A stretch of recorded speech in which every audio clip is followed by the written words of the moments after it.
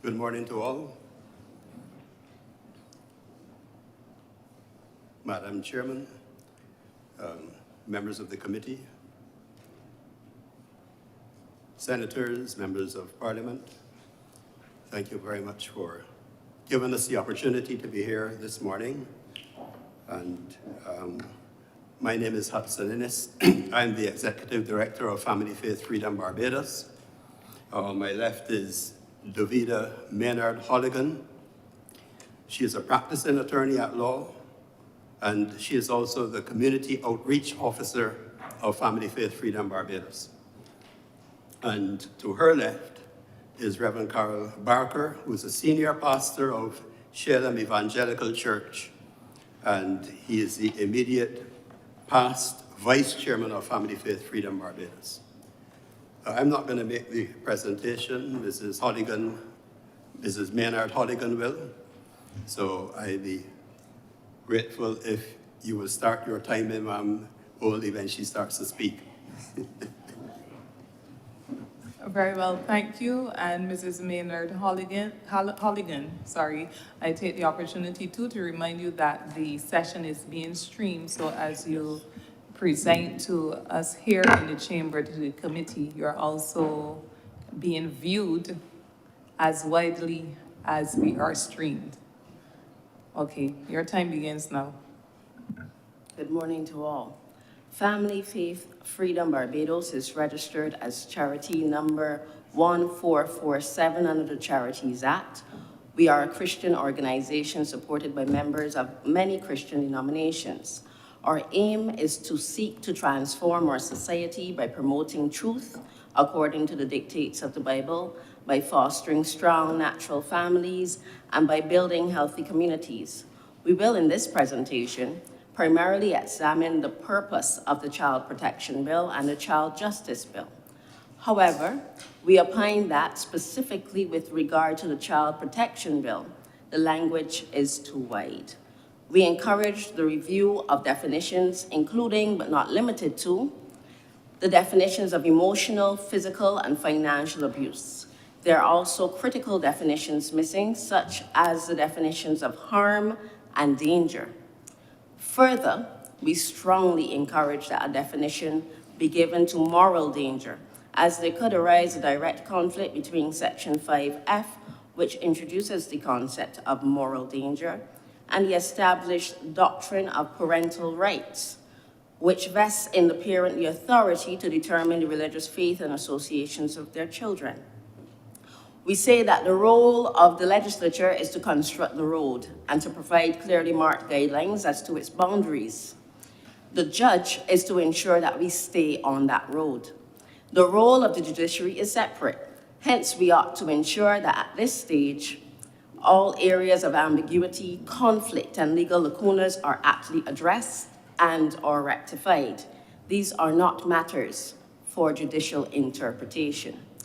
Let us look specifically at the purpose of the two bills. We do not subscribe to the view that the confusing features of sexual orientation, gender identity, and transgenderism that have become commonplace in the United States, Canada, Europe, Britain, are simply features of a foreign culture being played out in foreign jurisdictions, and that we need not concern ourselves with these developments here in Barbados, as some persons have suggested. We have seen the early signs in Barbados. For instance, we have seen a transgender student at a secondary school insist on being accommodated as being of a gender other than his natural birth gender. At our University of the West Indies, there has been tabled the notion of accepting an individual's pronouns of preference according to the individual's chosen gender identity. We have seen the successful challenge of our Sexual Offences Act. These are but early birth pains. Our laws will be tested. These bills, when enacted, will be tested. In their current form, they fall woefully short of giving us as citizens the assurance that our treasured cultural, social, and religious norms will be protected. We see very clearly the evidence of this gender ideology being promoted intentionally by the United Nations organizations through the very instruments that we have signed on to.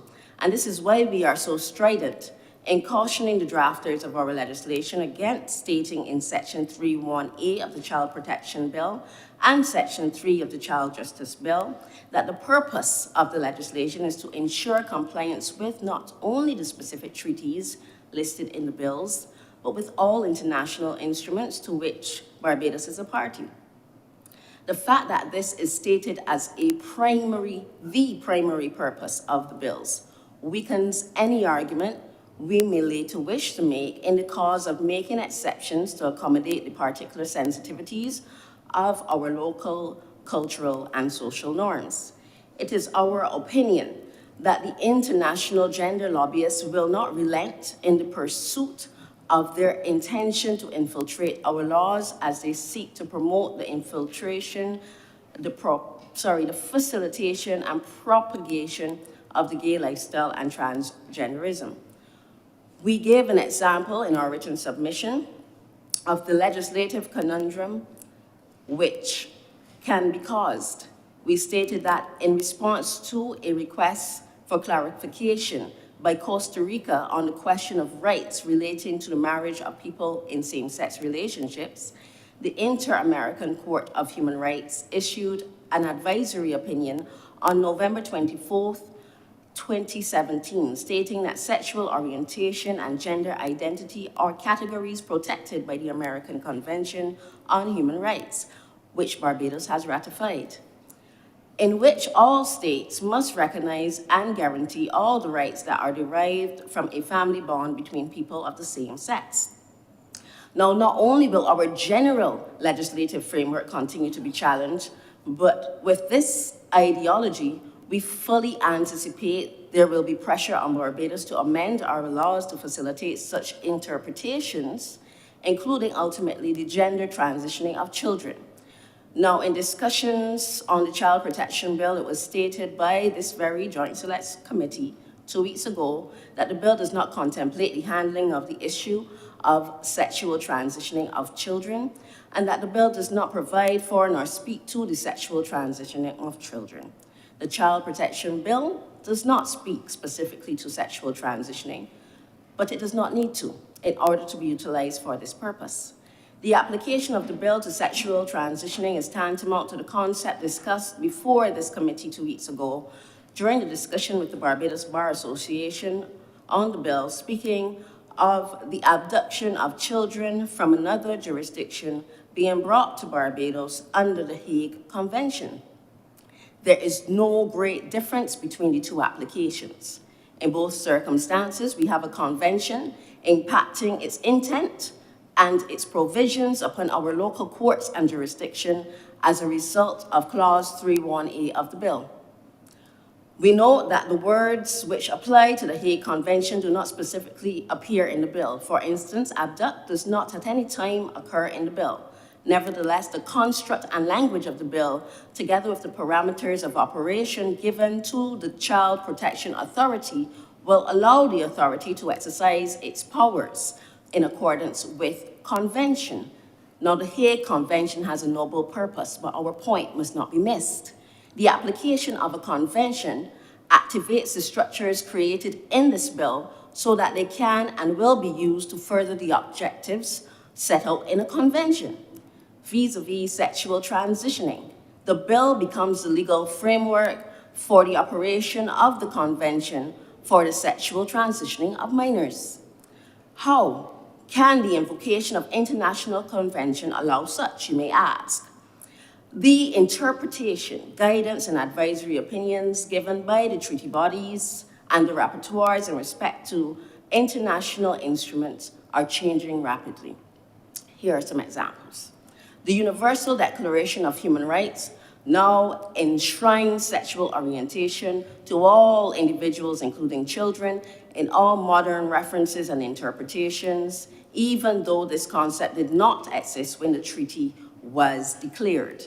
The United Nations Human Rights Council report on protection against violence and discrimination based on sexual orientation and gender identity argues for abortions and transgender affirming treatments and surgeries, including treatments and surgeries to children.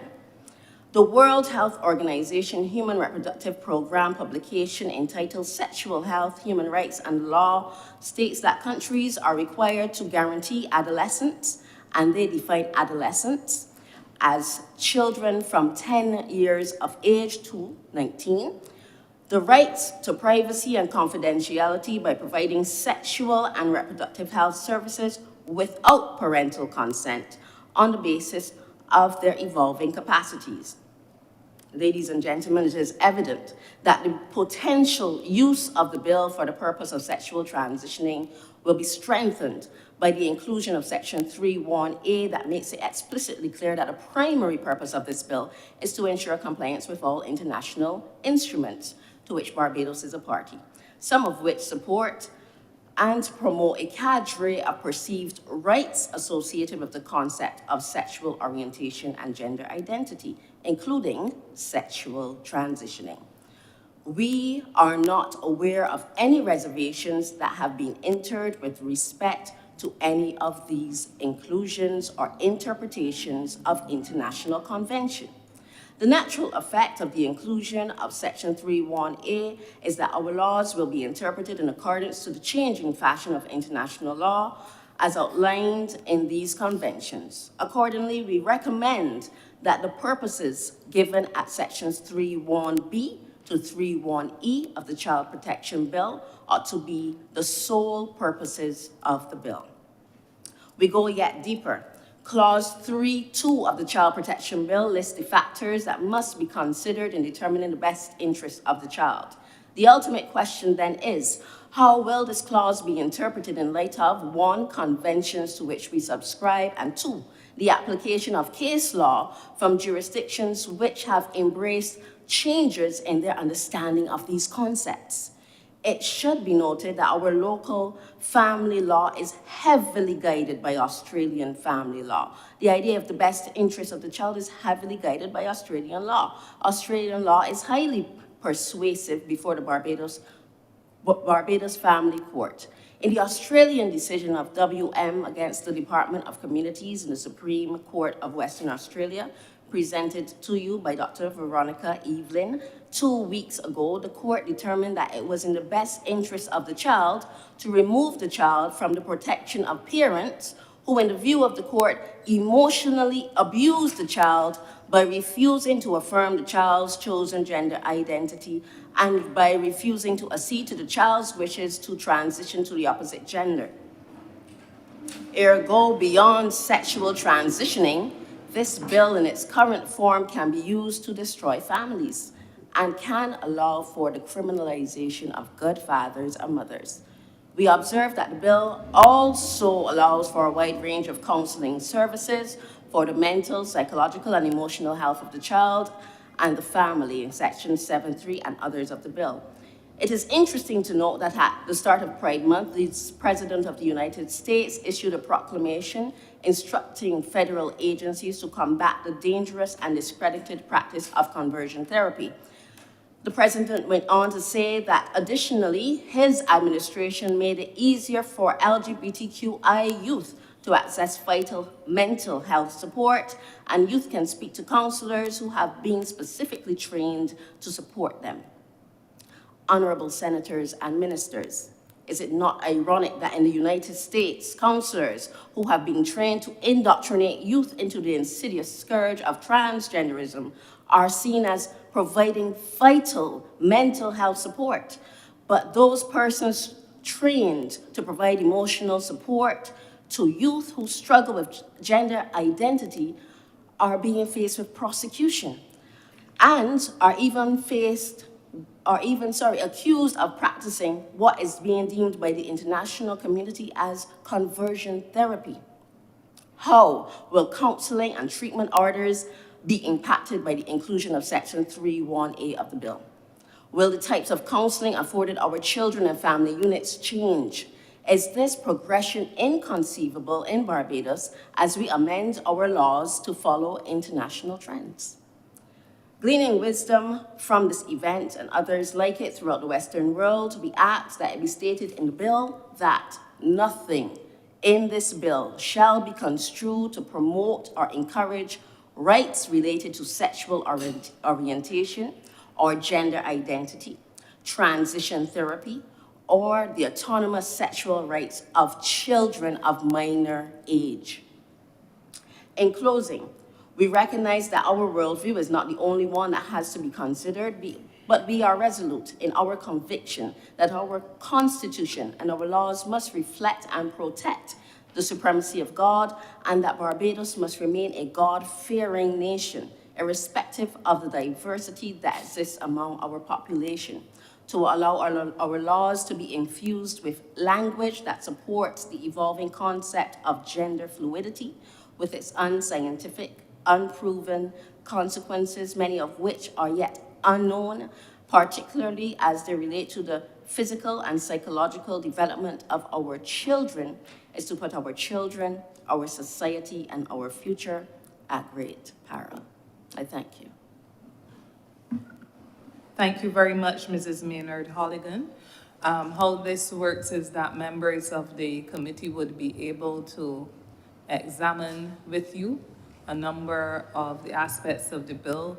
In the first instance, we will turn to CPC, Chief Parliamentary Counsel, for initial responses. And in the meantime, though, one of the things that I would be interested in having you do is to identify specifically some of the concerns you raised, which I recognize as being fairly general, as was the written submission. I would hope that where you've expressed concerns about the gender fluidity and the other aspects, that you would be able to point specifically to where you would position the concern in the bill as it's currently constructed. That's for my benefit as chair. But at this point in time, I would wish to turn to Ms. Sean Bell for a response. Good morning, Chair. Good morning to all. Just to acknowledge that, yes, Barbados would have been a signatory and a party to the Convention on the Rights of the Child from the 19th of April, 1990, and ratified the convention on 9th of October, 1990. Through the ratification, states undertake to place in their law domestic measures and legislation compatible with their treaty obligations. The context of your argument is to say that if we remove the said offending purpose of 3(1)A, for instance, in child protection, and the corresponding 3 in child justice, that therefore Barbados would not be bound by those obligations. But by virtue of the fact that we have signed on to it, we would still be bound by those measures. The only way then that we can really not be bound is to put in a reservation in relation to certain obligations, which as a sovereign state, we have the right to do.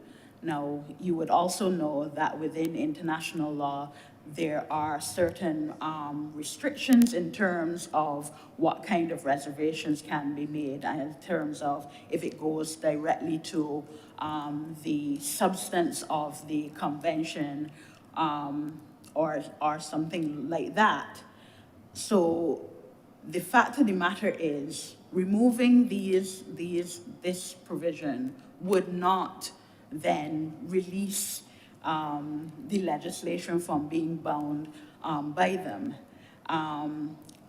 It is also to say that those international conventions, especially in relation to, both child protection and child justice, they represent the standards as it relates to child protection specifically. And the understanding of a child in need of care and protection, and it needs to be stated, is set out in Clause 5 of the Child Protection Bill. it is important to note that this is not a bill that sets out to speak to parenting.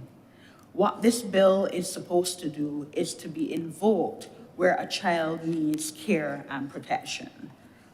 So that in clause 5.1, you would see the articulation of where a child needs care and protection. And I will just take the time to speak to it so that members of the public also would get an insight into what the substance of the bill is to take care of. And it's also reflected in the same 3 as well. So a child is in need of care and protection where the child does not have a parent, the child does not have a parent who is fit to exercise care or guardianship owing to mental or bodily disease, infirmity or incapacity, or any other circumstances providing for his upbringing, and there is no available person or persons capable or fit to be or willing to take care of the child, where the child has suffered harm or by neglect of a child or the failure of a parent to supervise or protect the child, adequately supervise or protect the child, where the child is a victim of abuse of exploitation or having been exposed to such exploitation or abuse, has been abandoned or deserted by his parent, has been exposed to danger, moral and otherwise. Just to say, in terms of moral, that has been pointed out by other submissions, and there was at one point a decision to actually remove it, so just for note. Has suffered physical, emotional, or psychological harm caused by being exposed to domestic violence by or towards a parent or other persons residing with the child, where the child suffers from a mental, emotional, physical, or developmental condition that requires treatment to cure, prevent, or ameliorate the effects of the condition or harm suffered, and the parent refuses or to obtain treatment or is able to or available to consent to those services, is in the custody of the director or other person, and the child refuses or is unable to resume custody of the child, and the parent is unable to resume custody of the child. A child that is beyond the control of the parent, a child that is a threat to himself, a child that is less than 12 years old, and by virtue of the 3rd schedule has committed one of the offenses in the 2nd or 3rd schedule, but cannot be held criminally responsible. And then those in need of care and protection according to, and the reference there would be section 40 rather than section 39 of the Child Justice Act. It is also important to appreciate the place where you would invoke interventions for medical purposes, so that you have the definitions of care responsibility and delegated care responsibility. So care responsibility would deal with when the authority has been vested with the custody of the child, where care and protection of the child has been declared, okay? Right, so that care and responsibility would allow for the authority, for instance, to consent to medical treatment not involving surgery for a child on the advice of a medical practitioner, and consent to medical treatment involving surgery that a medical practitioner certifies in writing needs to be carried out as a matter of urgency and in the best interest of the child. Now, you would have cited references to other cases, for instance, in Australia, right? And there were other cases that were submitted by Dr. Evelyn as well. As I would have observed then, those cases would be persuasive, but not binding. And you also have to take into account the way that legislation is interpreted. So that in the case where you're talking about surgery as a matter of urgency, it would take the dictionary, the ordinary dictionary meaning of the word, and not an interpretation that you would impose upon it by an authority that only has persuasive standing within this jurisdiction. So that it is urgent as in right away, immediate, right?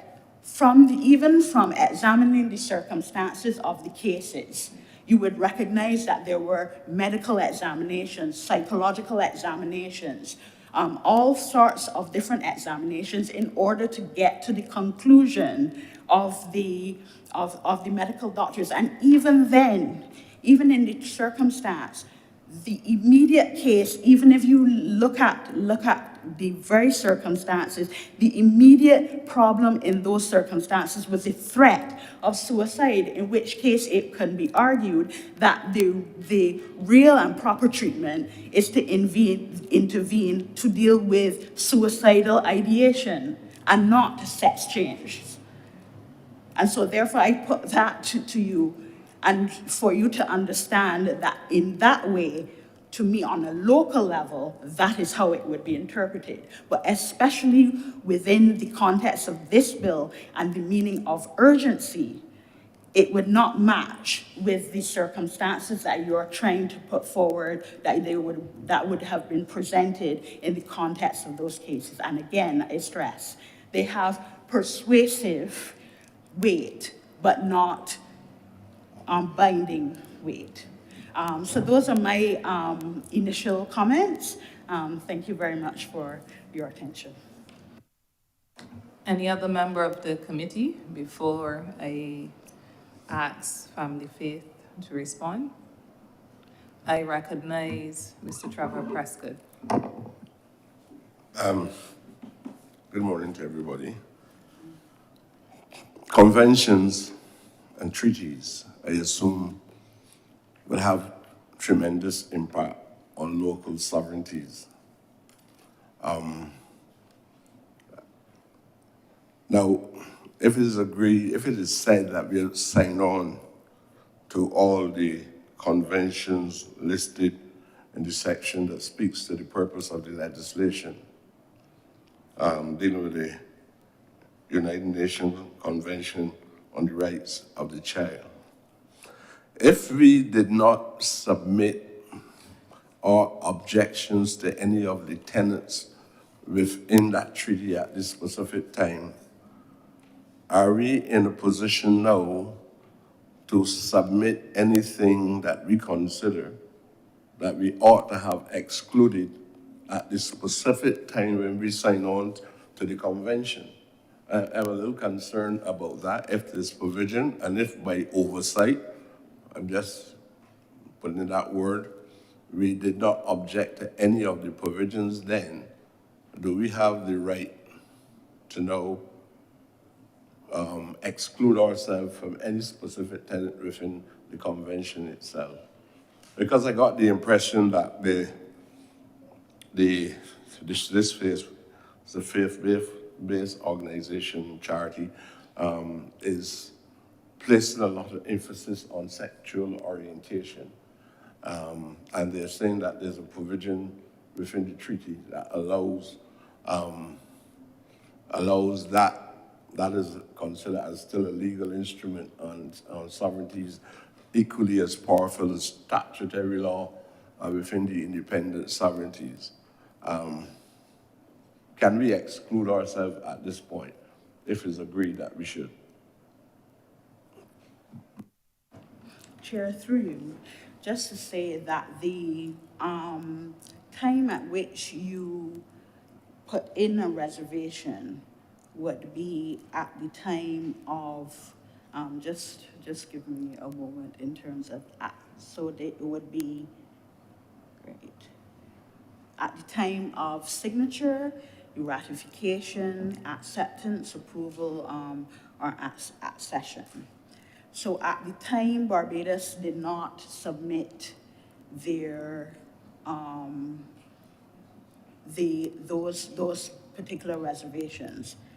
And it would be noted that at that time, there would have been no such interpretation in terms of how those things would have been understood. Barbados then would have to seek to try to put in a reservation, or you can, as suggested by the organization, you would have a specific provision that would be speaking to this particular scenario.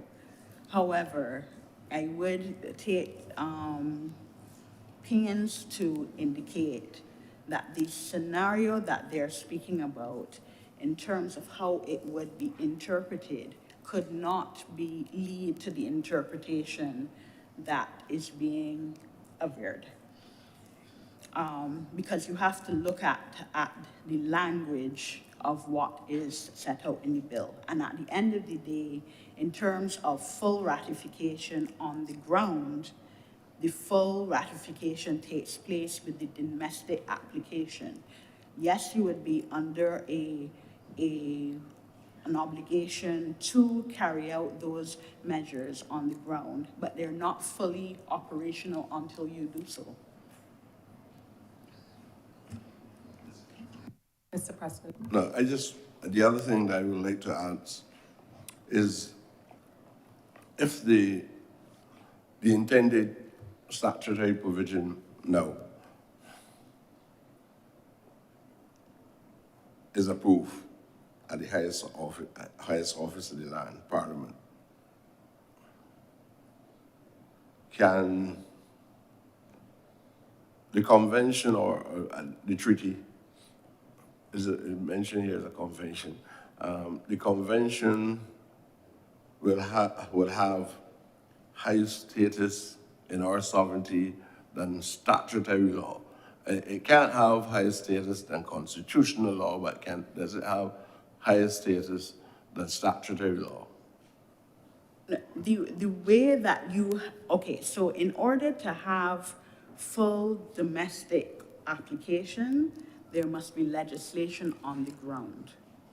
Okay, so that is where it is. What can happen is that treaties can act as extrinsic aids into interpretation of the legislation, but it can act as an aid, but it is not the end all or be all of how the legislation would be interpreted. So that is how I would answer that.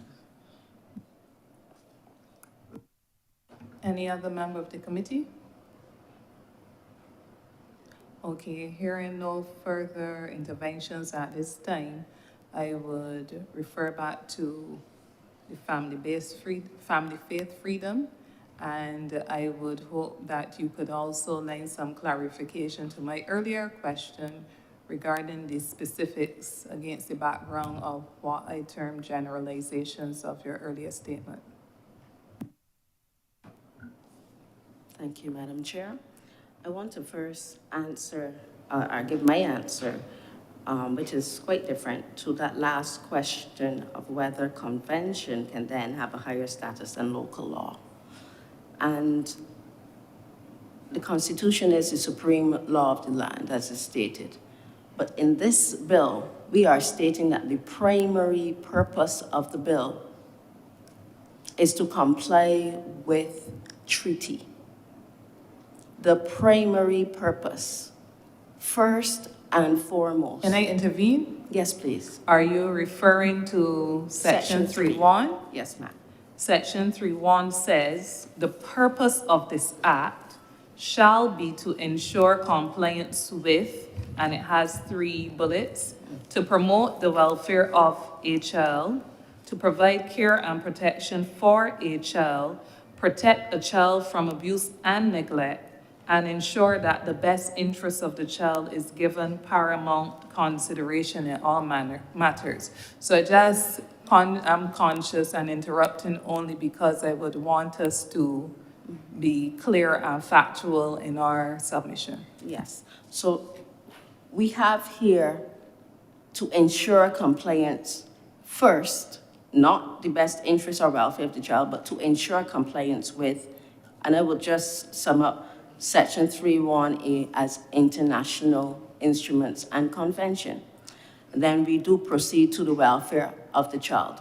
So my understanding of that is in pursuit of ensuring that we have the best interest of the child, or we promote the best interest of the child, we are first looking at international convention that is given great weight based on this provision.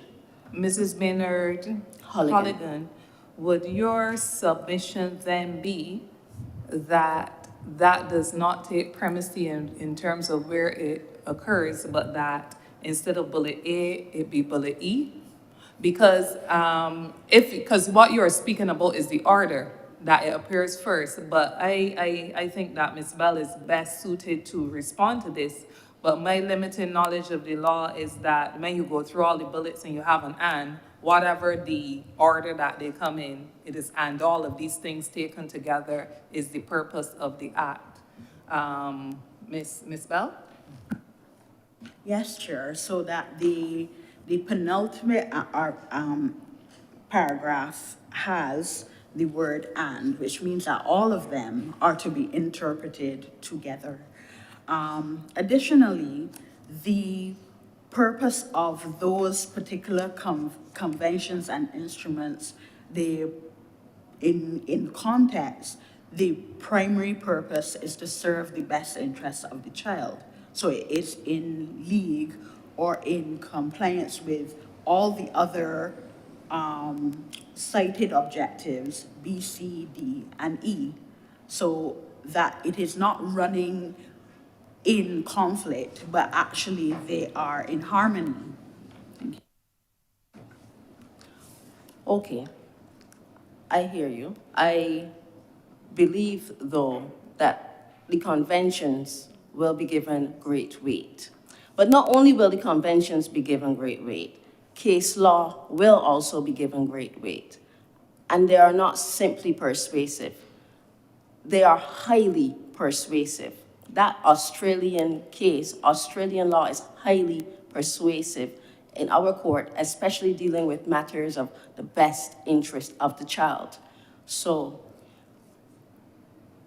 given two things, that case law in some of these jurisdictions are starting to construe these terms different from how we have known them. For instance, the case where emotional abuse is seen as a parent disagreeing with a child's stance on gender, on his or her gender. So case law from jurisdictions which are highly persuasive are changing their understanding of these concepts, one, and two,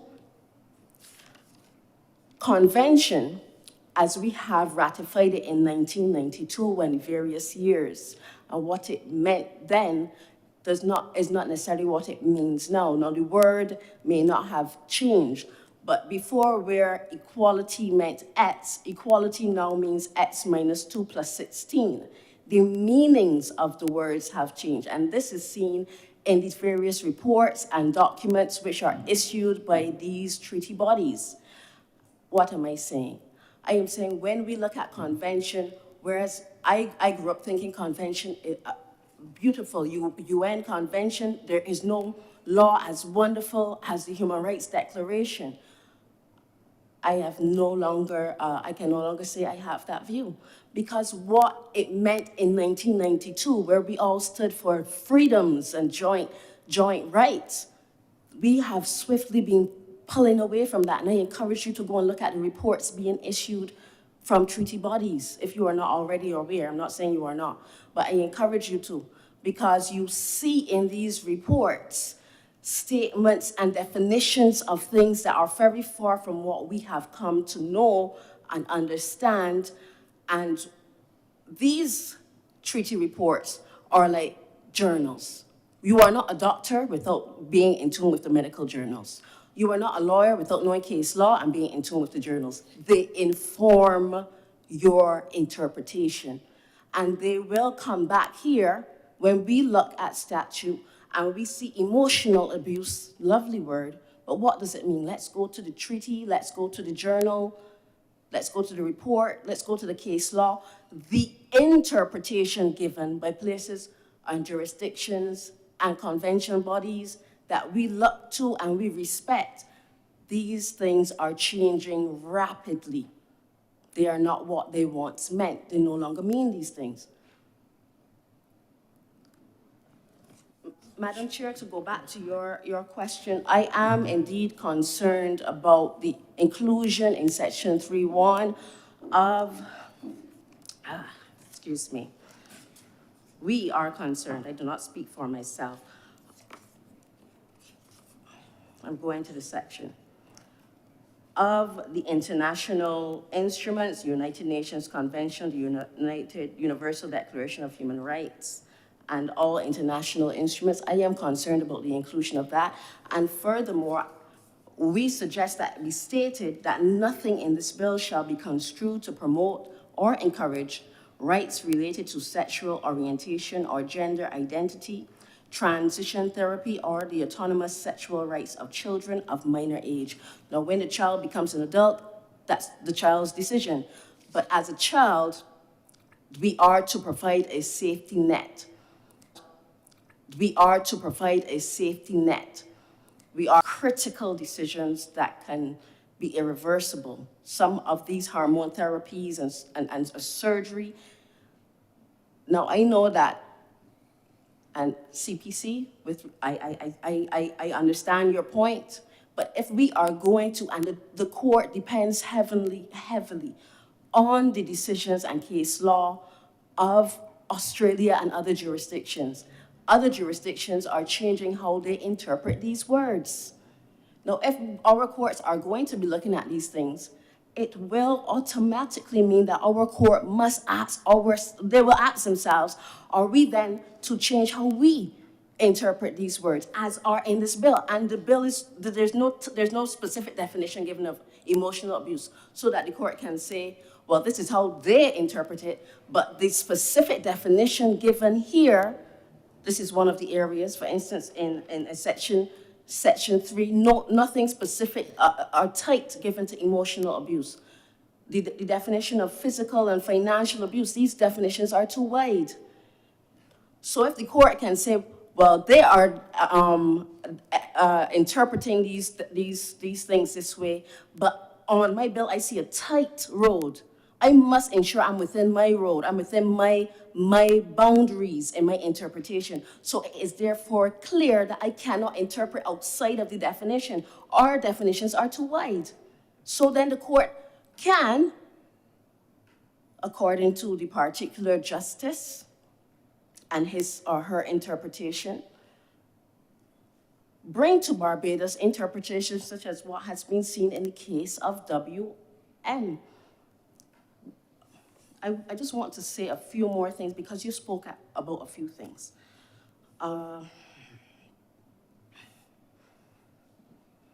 You said that in dealing with children, we're not necessarily dealing with parenting. They are two sides of the same coin. I don't think one can be eliminated. They are two sides of the same coin.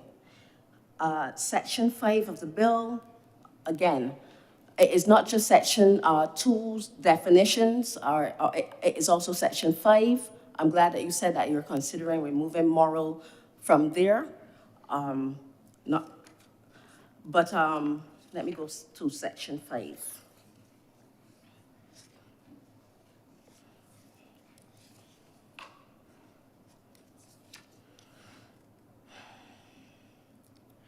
Now, Section 5 is heavily dependent upon Section 2.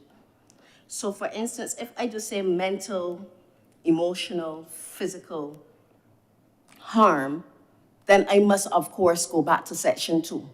So the original grievance of the definitions in Section 2 being too wide comes back up here. Because then when I go to Section 5 to say these are the grounds on which I can say that a child is in need of care and control, then there is a plethora of interpretations now that can be entered for what? What is physical or emotional harm? The words harm, the words danger have not been defined. And CPC, I hear you that we would look at the dictionary, but we will not only look at the dictionary. We will also look to the same case law, where these words are being given different meanings. We will also look to the same conventions and the reports and so forth, where these words are being interpreted differently than we have known them for decades to mean. So we are opening the floodgates here in Barbados unless we tighten up our definitions so that we say this is what you may mean, but this is what we mean. We need to be very clear. So just to be clear, your challenge is not with an absence of definition, which you've stated a few times. Your challenge is with the definitions as expressed in section 2. The definitions that are expressed are too wide, one. But then there are some words that have no definition. Harm, lovely word. What does it mean with respect to? You have suggestions for language that can be considered by the drafters in review? The committee, ourselves and others will be happy to submit something, but at this time, I am not prepared to submit the definitions. Again, this is something that is done as a group. We would sit down, we would take our ideas of tighter definitions, and where definitions are missing of definitions, and we'd be happy to submit those. Well, the thing is that you had requested the written submission followed by your oral presentation to make clarity. And as we have been saying, we hope that where there's a challenge on something like definition, that you would propose ways in which to close the gap where you see definitions are too wide. I would like to suggest further that the window open to you is very closed right now, because once this presentation is concluded, we start going through, based on the written submissions and the oral presentations, we start going through clause by clause where amendments have been proposed and what those amendments are. If the drafters consider that they have closed the gap, for instance, on definitions as much as they can, and they don't have a position to balance that against, then you understand where the problem would be. When coming to these sessions, I would just urge members of the public, where you have a challenge, state the challenge. Also state the solution, because that's the only way that we get the most constructive use out of the process. All right, but I do recognize we're up against the time, so I'll give you 2 minutes to respond further, and then I'll ask CPC to come back in. Thank you very much, Madam Chair. I just want to point out within the 2 minutes that we have not taken issue with sections 3.1b to 3.1e. In fact, we said that we recommend that the purposes given at those sections of the bill ought to be the sole purposes of the bill. Our primary contention here was with regard to the treaties and the latitude that has been given by recognizing in both bills that, well, specifically in the Child Protection Bill, that the treaty, that the bill conforms to all instruments that Barbados has signed on. We've talked a lot about interpretation, and that is very important, because the interpretation that follows the enactment of the bill will be something that we can be seriously affected by. The CDCU had mentioned a couple of times the question of what is binding and what is not binding. And that is crucial. What is binding and what is not binding? Because when we signed on to the Universal Declaration of Human Rights. That was back in in the early 1990s. There was nothing in there about any sexual orientation or any of the other things that have been added subsequently. The problem with leaving that clause, which states that the purpose of the bill is to conform to all international instruments to which Barbados is a party, is that coming out of these instruments, there are interpretations which are not binding because they're interpretations. We haven't necessarily signed on to them, but they become binding because there is great pressure exercised on us to include these things into our laws. And herein lies the danger. We made reference to the question of the Latin America, the interpretation of the Latin America Court of Human Rights, where the original document that was signed didn't have anything about same-sex marriages and same-sex unions and so on. But because of the interpretation that has been given specifically by the Inter-American Court of Human Rights, pressure is now being put on us to enact in our legislation, in our coming legislation, the provisions that they are saying must follow. And this has happened in this is happening in a number of these international treaties and the UN treaties. So it's the subsequent documents, the subsequent reports that come out following meetings that create the danger, because the pressure is being brought on us to change our legislation, to amend our legislation to include the things that they want us to do. Only this morning, just briefly, let me make this last point if I may. Only this morning, I heard the end of a news report on CBC radio. Didn't hear the full thing, but I captured a part of it, where it said that our representatives to the UN have just signed and just ratified a number of documents, and they ratified some and they noted others. Now, if you note something and don't ratify it, it means that you have some concern about that, so you're just noting it. You're not at the point of ratifying it yet.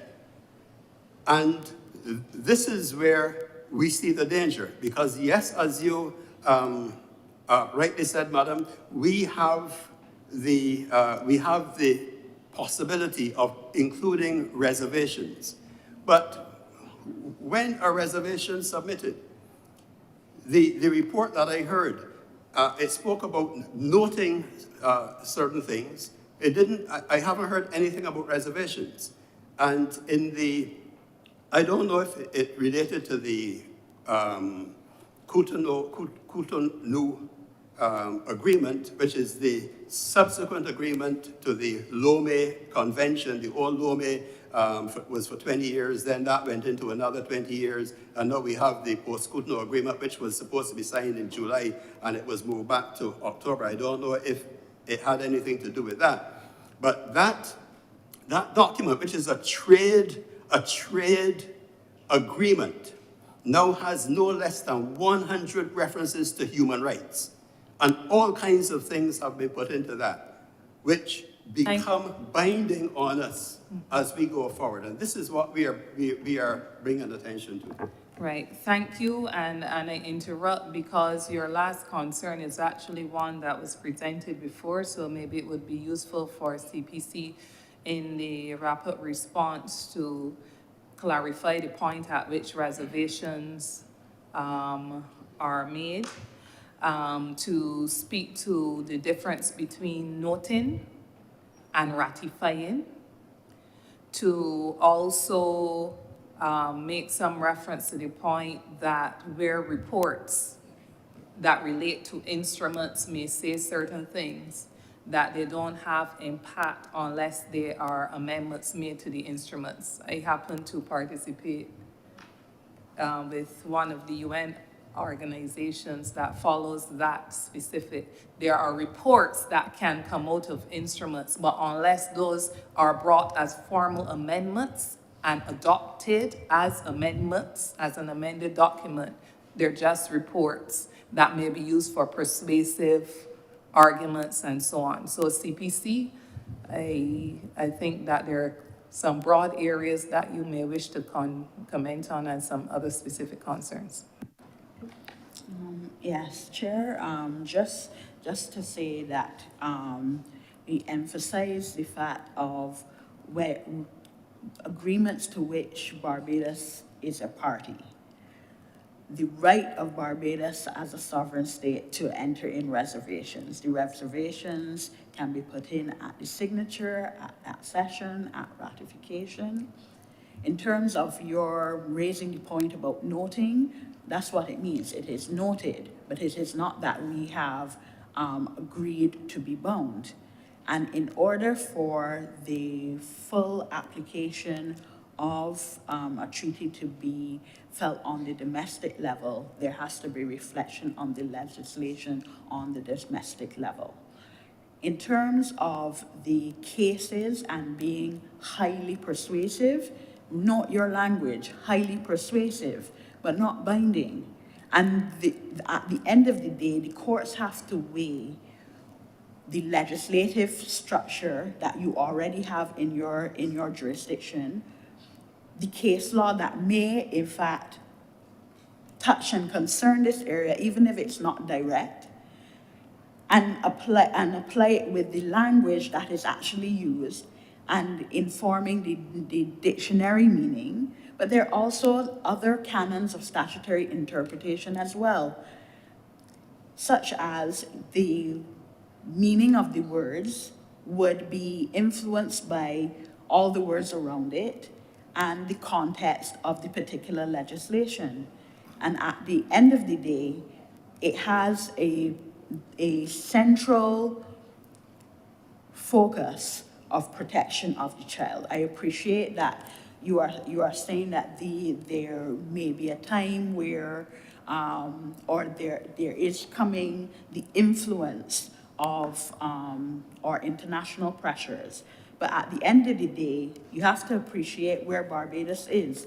If it is that we've signed on to something, then there are certain responsibilities that we would have to follow through on unless we sit down and put in the reservation. And there are certain ways that things can be bound on the domestic level. And you have to also note the conditionalities on the ground. All the case law that would be there, all the interpretation and statutory canon, because I have to make the case here that legislative drafting, that statutory interpretation is not creative writing. There are rules and canons and conventions that bind how you interpret legislation. And it is for that reason that I would say that in terms of your immediate concerns about the surgeries and so on, the bill does not, in its wording, give the opening for that interpretation. Thank you. Thank you. And finally, any other comment from any other member of the committee? Madam Chair, I just want to make this point. It is not legally technical, but is a fear which I have about third world countries asserting themselves and protecting the people, especially when we are faced with the impositions of international law, treaties, and so on. Based on conversations which you've had, I extrapolated that we very seldom express our reservations by noting these conventions and indicating clearly that the probability is that we might not even support provisions in the conventions or the treaties in the law. And then at the local level, we want to pass legislation, and there are some social facts that we do not want to include in the legislation. But because of administrators' fear of coming in conflict with the impositions of the international law, a type of conflict in the law places us in a difficult position. Now, my view is that this is where we are at present. I can't do it any better. I would like to give a synopsis, but I can't do it any better. And therefore, I believe that this must be overtly stated that I got from these discussions that Barbadians and many important NGO institutions have the fear that the impositions of sexual orientation will occur or be allowed if the bill goes through as it is. But there's also an understanding that conventional laws or treaties, well, not so much conventions, but the treaties that we're saying, also gives that latitude for us to interpret it. It is implied in a sense in the international law that likely to bind us. I think that's what is happening, and I think it's a matter that we outside of the legality of the discussions. I think at some time we have to deal with these sociological implications of the legislation itself. That has to be allowed, or not. To me, this committee is actually avoiding the reality that we seem to be facing. All right, thank you, and we are out of time and actually in breach because we have gone beyond and should have moved. Someone should have moved a motion for us to extend the time a little bit. All right, so thank you to the Family Faith Freedom Barbados for both your written submission and your oral presentations. We do think that we had a very useful exchange. And as Mr. Prescott was saying, even in his wrap-up, there are some aspects of the concerns raised that will certainly cause the committee to reflect to see where clarity and greater comfort can be given within the context of the concerns raised. So thank you again, and do have a beautiful day. Thank you. Have a good day.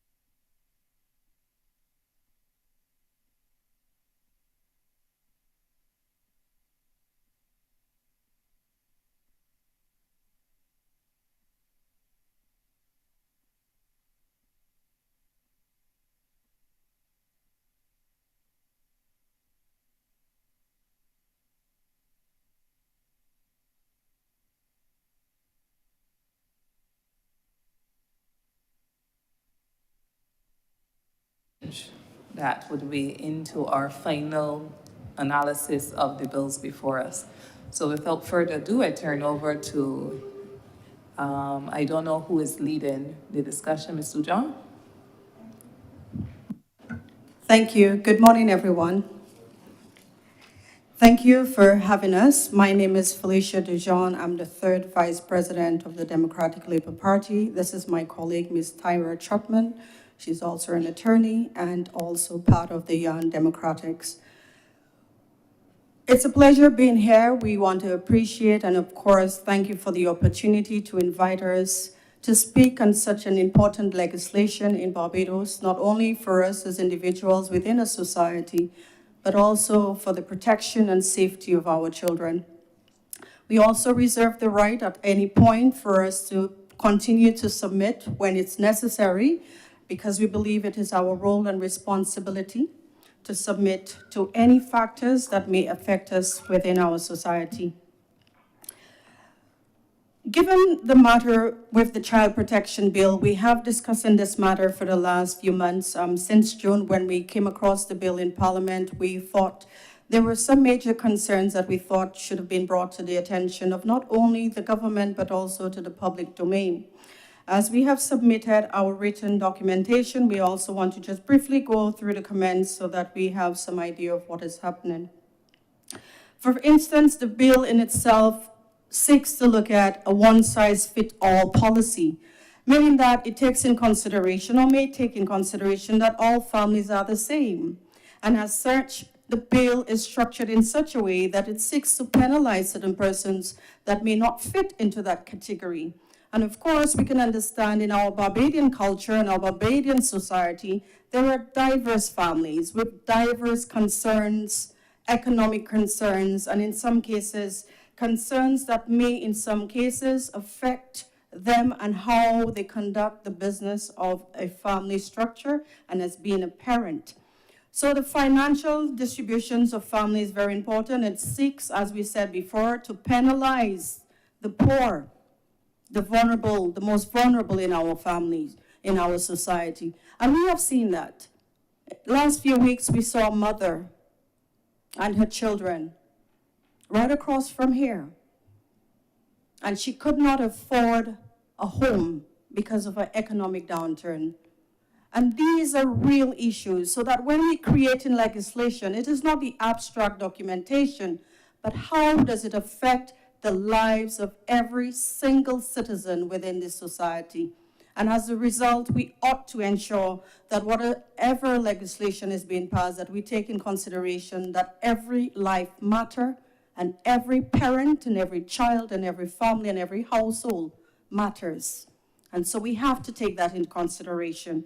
Our recommendation is that such policies require diverse research so that we can take into consideration every family within Barbados and how the economics and financial outcomes may affect their ways of distributing the parental responsibility. Because many times we speak of parental rights and parental responsibility, but at times not every family may be able to afford and have those challenges. And I believe the minister did touch on that even at times we and the institutions that are mandated to assist those families for welfare may cut short. And these families are left at the mercies of the state. The second most important aspect of what, as we have seen in the last few presentations, is the language. And we see quite a number of discussions on the language in terms of the ambiguity and, of course, the complexities of language that has been used. And, of course, we saw in terms of the shall and the may, and how do we define the interests or the best interests of the child. We, as a Democratic Labour Party, believe that any legislation that is being passed, it cannot be ambiguous, meaning that it has to be clear for the average citizen. We cannot create laws and allow it to be ambiguous. If the law is ambiguous, the fault is at the administrators and the legislators, not the common man or woman. They ought to understand what the laws are. So the language used in the Child Protection Bill collectively needs to be clearer and it needs to be classified, particularly when it comes to the removal of a child from his or her home, particularly in extreme circumstances. And as I said before, I will use the backdrop of the mother with her 2 children on that day when the children were removed from her. It was not her fault that she was placed in those circumstances, but the children were removed. And as I said, I don't know if you've seen the research, when you remove children from their parents, it's like a death sentence for them. And we have to take those into consideration. The third aspect, as I said before, in terms of the recommendation, because I believe that when we highlight a problem or a concern, that we try to provide solutions to those problems, so that there must be some kind of provision in terms of how does the law help and assist those families, and that we don't have those kinds of ambiguous language like necessary, like neglect, and things of that nature. I will briefly go through the fourth one, and my colleague will come on as well. The very fourth one, which is on page 4, where the Child Protection Bill undermines parental rights, and it seems to replace the authority of the parent to the authority of the director, which my colleague will highlight very shortly. Parental rights is very important. Why? Because a parent may have responsibilities, which speaks in the bill quite a lot with responsibilities. And just to break it down to common language, you have the responsibility to feed your children, to send them to school, to ensure that they do their homework. However, it is also your right to know what you feed them, what kind of medical attention that they should get, as opposed to the state. So when those kinds of rights are removed from the parent, it becomes a very dangerous precedent. And of course, we will discuss that a little bit further. Parental rights and parental responsibilities, though they may work intertwined with each other, they are separate entities legally. So a parent's right cannot be overridden by the state, and that's very fundamentally important. I will give you again the same example with the mother with her 2 children. It was her right to try to keep those children safe, and she brought them to a homeless shelter, but of course we understand the circumstances with that. But the reality is that at the end of the day, the children were taken away from her. We read in the news report that the mother signed over her waiver so that the children could be in the child protection care. However, if you're in the state of 2 policemen, chances are you will sign if you are in, of course, out of fear and everything else. We have to take that into consideration. The Child Care Board is really social services, and we have to remember that. We have to assist families, not criminalize them. The very fourth one is that the Child Protection Bill creates more foster homes and child care centers. Of course, if you're removing children from their homes because of all these arbitrary conditions, you will see a highly increase of children being placed in those kinds of areas and circumstances, and of course, we're seeing that.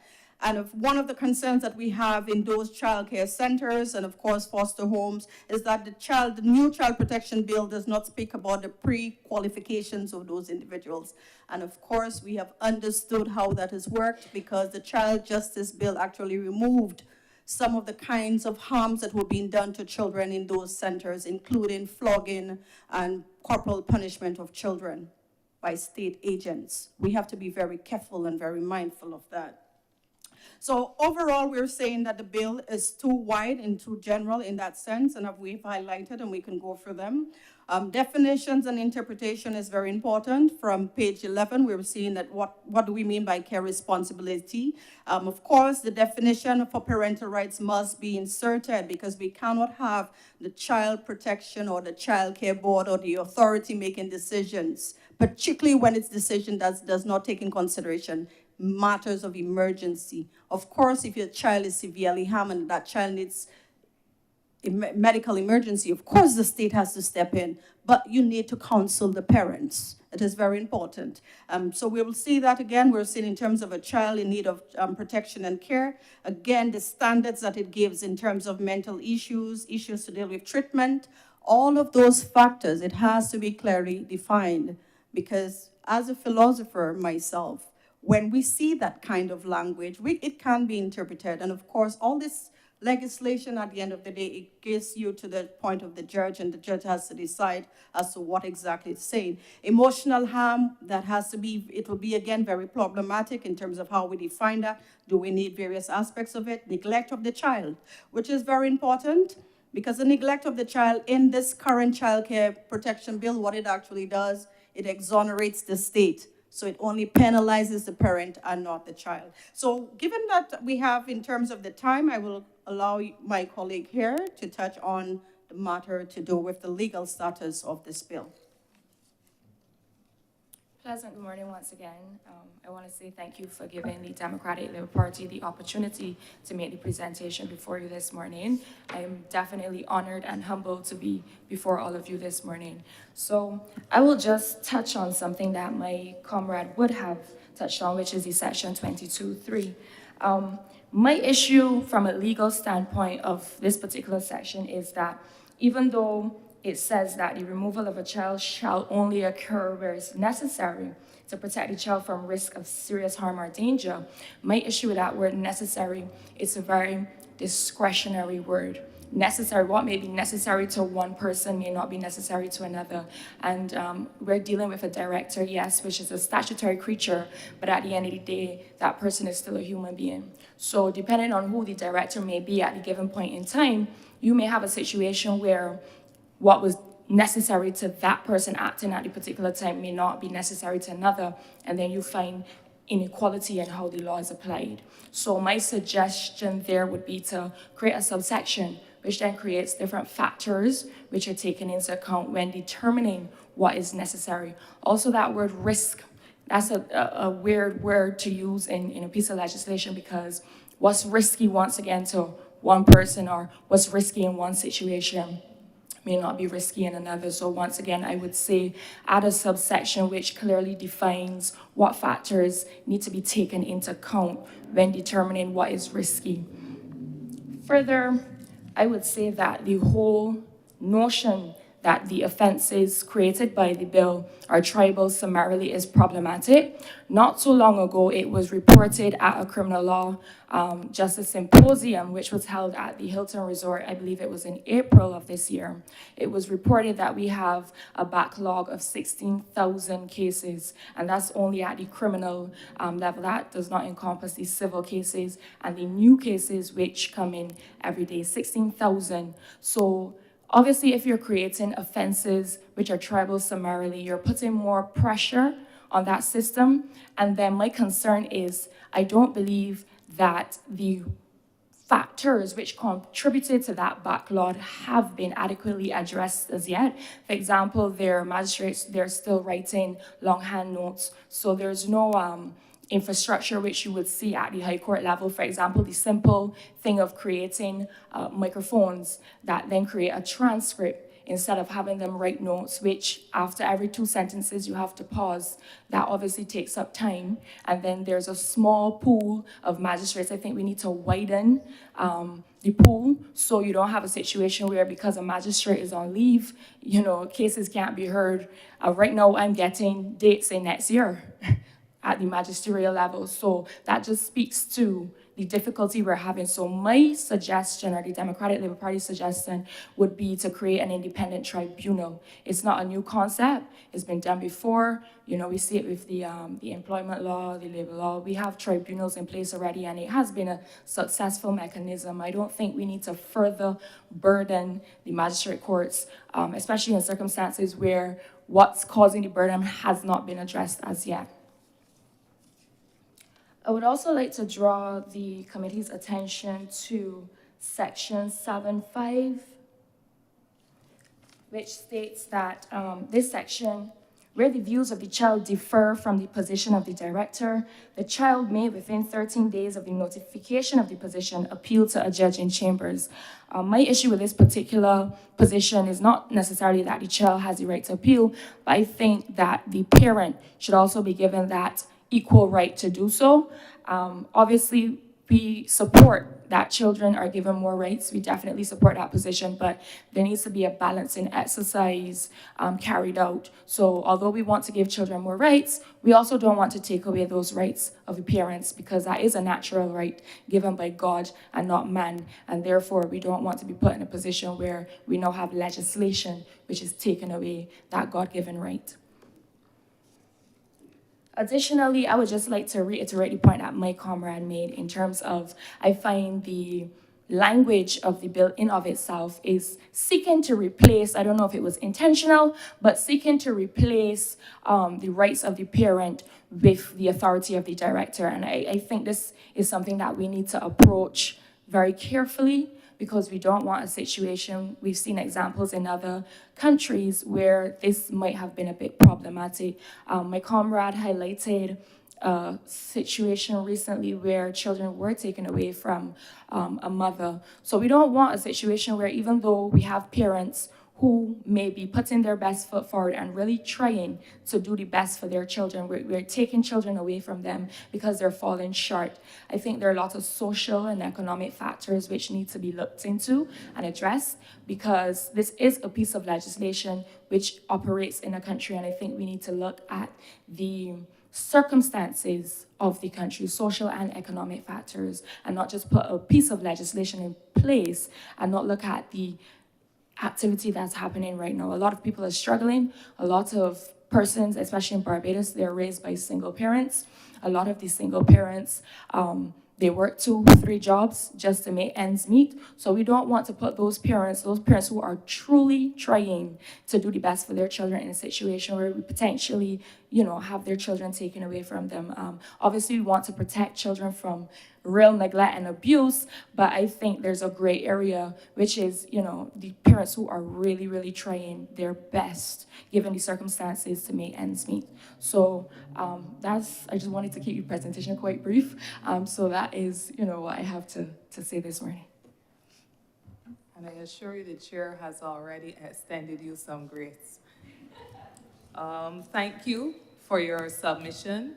I would allow for members of the committee to raise any observations with you, any commentary with you after providing for CPC. And I'm sure that in her own presentation, she'd be able to suggest to you that there are some aspects of the concerns you raised that have already been considered and taken on board. So you'll be pleased to hear that in the response from CPC.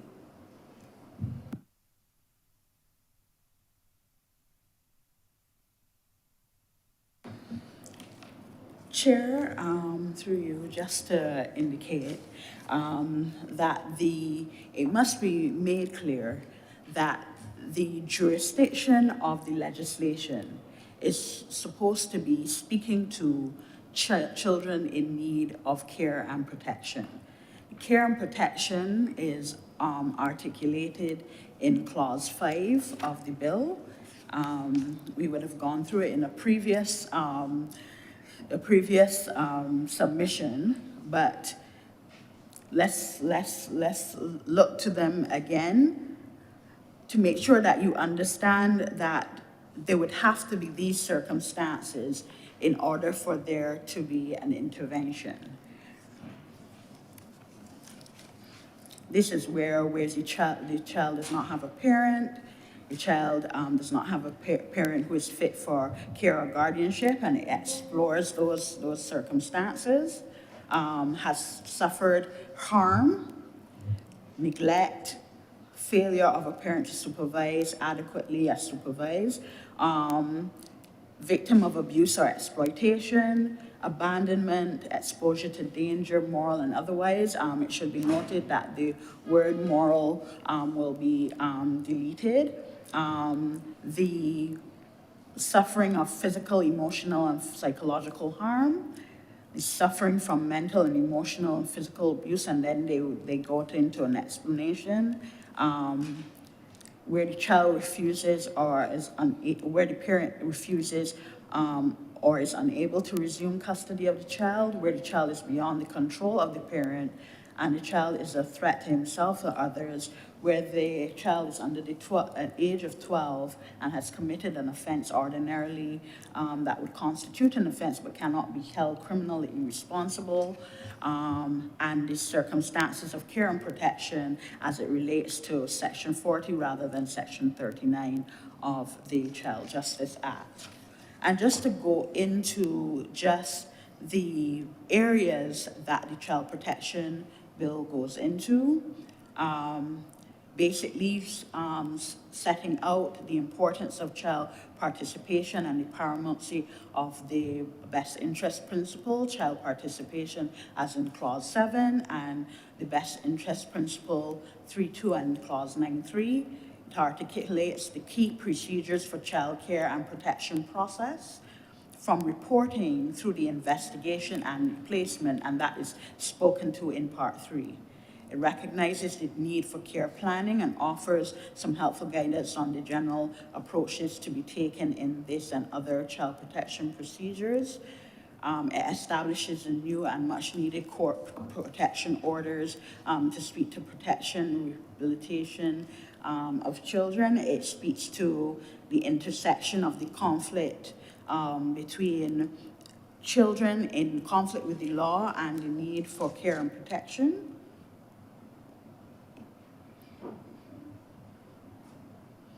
It speaks to the administration where it introduces some new actors, the Child Care Board then transitioning to become the Child Protection Authority, the introduction of the Child Protection Board and the Director of Child Protection and the staff of the authority. And speaking thereon in terms of the Director, note that with the Clause 5, speaking to the jurisdiction, then you would have to go to Part 3, which speaks to the grounds on which you can make interventions. So Clause 22 speaks to the grounds that the director can make interventions, where there's a request of assistance in relation to a child, where he receives a report that the child is in need of care and protection, which would have been stipulated in Clause 5, and it appears to the director that a child is in need of care and protection. Subclause 2 then goes into what is determined as an appropriate response to a request for assistance or to report concerning a child. The director shall have regard to the following: the immediate safety and welfare of the child and any other child in the usual residential setting of that child, the age and maturity of the child, any disability of the child, and the existing circumstances of the family. That includes those economic issues that you would have been speaking to. The director must take those things into account. I will draw your attention as well to the nature of the director's powers in relation to investigation, particularly Clause 28.3. An investigation by a director may include the analysis of the following matters in relation to the child: medical, health, social, residential, educational, and economic, as well as any other factors relating to the life of the child. I draw these things to your attention so that you appreciate that the bill must be taken as a whole and not in parts, and they work in tandem together. And as such, it cannot be asserted that it doesn't take into account the economic factors, but in fact sets out in the bill specifically that the director needs to take those things into account. And it also sets out the jurisdiction that when it is supposed to be invoked. This is not a bill to deal with general care and protection of children. This is a bill dealing with where a child is in need of care and protection. Those things are already stipulated in Clause 5. Thank you. Yes, good morning. Just again in response to that. So while we do appreciate that this bill is to protect a niche of children. It's not just a wide provision on all children. I think we want to prevent a situation where there's abuse of the law. I think that's what we're really concerned with. And that usually happens where there's ambiguity in the law. Because myself as a legal practitioner, we know that we can find loopholes where there's ambiguity and stretch those loopholes. And depending on how we argue, we can find situations where we abuse the law, really and truly, because there's no tightness to it. So you have to be very careful, especially in a situation like this where you're removing a child from a home. I think the language needs to be more tight, it needs to be more clear. So on the flip side, there's not a situation where you have legal counsel that can then go and defend perpetrators and get away with it because the language is too general, too ambiguous, too loose. Also, you mentioned consultation, also looking at the circumstances of the family, the circumstances of the child, but I don't think there's mention of looking into the circumstances of the particular parent who may be under question or under examination. There is a provision that states the director may consult with the parent before removing a child, but once again, that language may, that's discretionary, so it's not mandatory. And I think that parents, especially in circumstances like this, where you have such a draconian measure, parents are afforded that right of consultation, their right to be heard, to be listened to, and even in situations defend themselves. Because as we know, we live in a society where there may be allegations or accusations which may not necessarily be true.